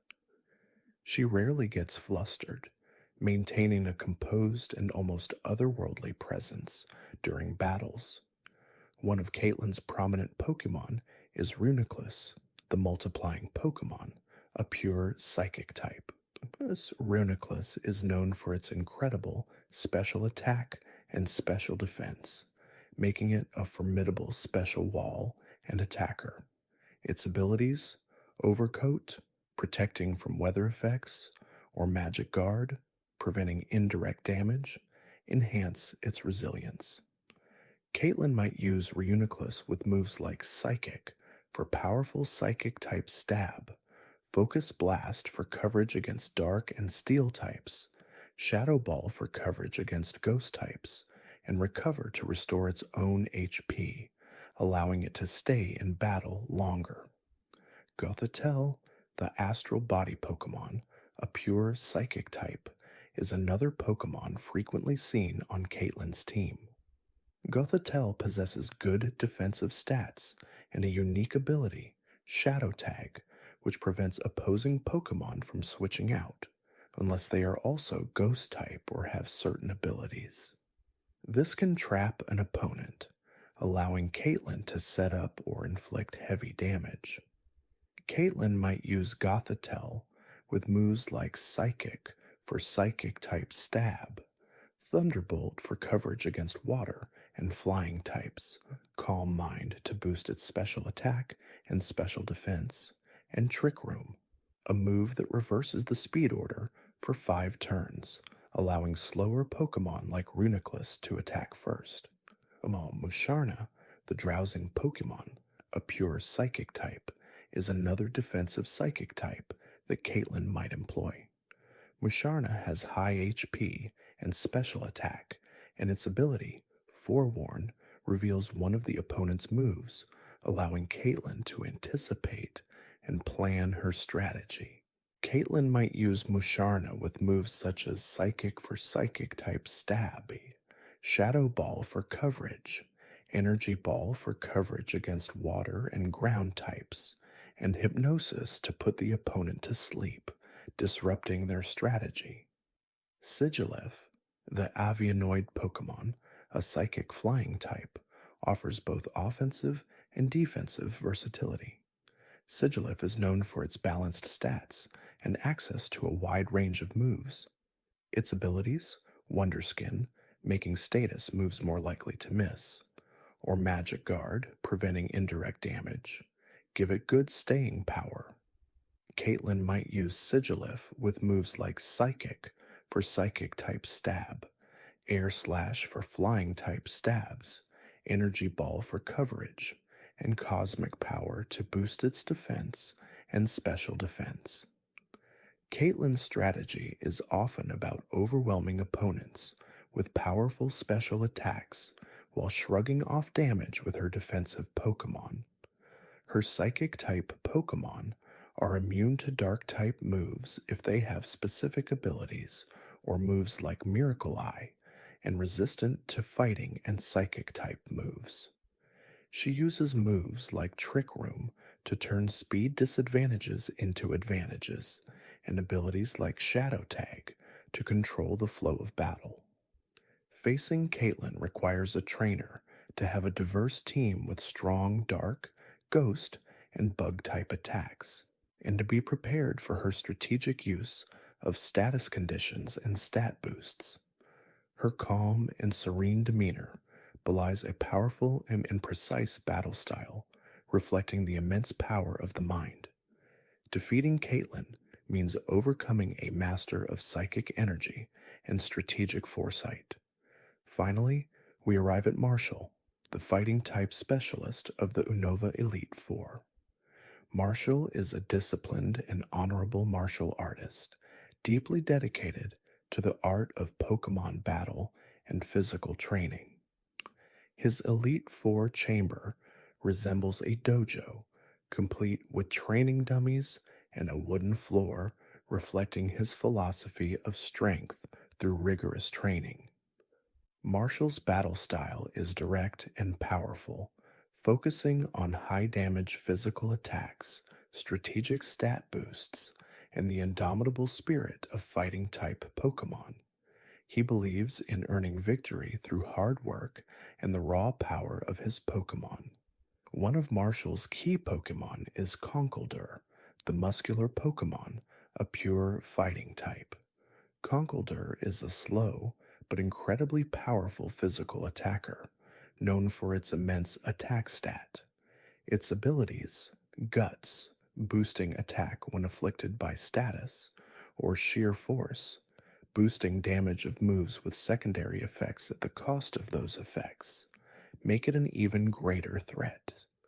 Marshall might use Conkeldurr with moves like Drain Punch for fighting-type stab and HP recovery, Mach Punch for a priority fighting-type move, Ice Punch for coverage against flying and ground types, and Bulk Up to boost its attack and defense, making it even harder to take down. Sawk, the Karate Pokemon, a pure fighting type, is a fast physical attacker with good offensive presence. Its abilities, Sturdy, preventing one-hit knockouts from full HP, or Inner Focus, preventing flinching, offer either resilience or consistent offense. Marshall might employ Sawk with moves such as Close Combat for powerful fighting type stab at the cost of defense, Ice Punch for coverage, Stone Edge for coverage and Bulk Up to boost its offensive and defensive stats. Throw, the Judo Pokemon, a pure fighting type, is a bulky physical attacker with good defensive stats. Its abilities, Guts or Inner Focus, provide similar benefits to Sawk, but with a focus on defense. Marshall might use Throw with moves like Superpower for powerful fighting type stabs that lowers its own stats, Payback for a dark type move that doubles in power if the user moves after the target, Rock Slide for coverage, and Bulk Up for stat boosts. Mienshao, the martial arts Pokemon, a pure fighting type, is a very fast and strong physical attacker. Its abilities, Inner Focus or Regenerator, recovering HP when switched out, give it either consistent offense or excellent longevity. Marshall might use Mienshao with moves like High Jump Kick for a powerful but risky fighting type stab. If it misses, the user takes damage. U-turn to deal damage and switch out. Acrobatics for a flying type move that doubles in power if the user has no held item. And Fake Out for a priority flinching move. Lucario, the Aura Pokemon, a fighting steel type, is a versatile special and physical attacker that Marshall might include. Lucario is known for its balanced offensive stats and its ability, Steadfast, boosting speed when flinched, or Inner Focus. Marshall might use Lucario with moves like Aura Sphere for a powerful fighting type special attack that never misses, Close Combat for physical fighting type stab, Flash Cannon for steel type stab, and Dragon Pulse for coverage. Marshall's battle strategy is straightforward but incredibly effective. Hit hard and fast. His fighting type Pokemon are resistant to rock, ice, bug, and dark type moves, and excel at dealing super effective damage to normal, ice, rock, dark, and steel type Pokemon. He uses moves that boost stats, priority attacks to finish off weakened opponents, and a relentless offensive pressure. Facing Marshall requires a trainer to have strong flying, psychic, and fairy type attacks, and to be prepared for a physically demanding battle. His dedication to training and the physical prowess of his Pokemon embody the spirit of the fighting type.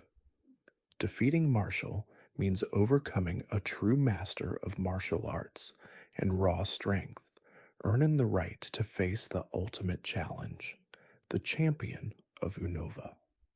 With the Elite Four defeated, a trainer stands on the precipice of becoming a champion. The journey through Unova has been a testament to their growth, their understanding of Pokemon, and the deep bonds they have formed. Each gym leader and Elite Four member has provided a unique challenge, pushing the trainer to explore different strategies, type advantages, and the intricate world of Pokemon abilities and moves. The final test, the champion, awaits, a pinnacle of skill and dedication, representing the ultimate challenge in the region. The quiet hum of the Pokemon League, the distant sound of wind, and the anticipation of what lies ahead create a serene yet exciting atmosphere.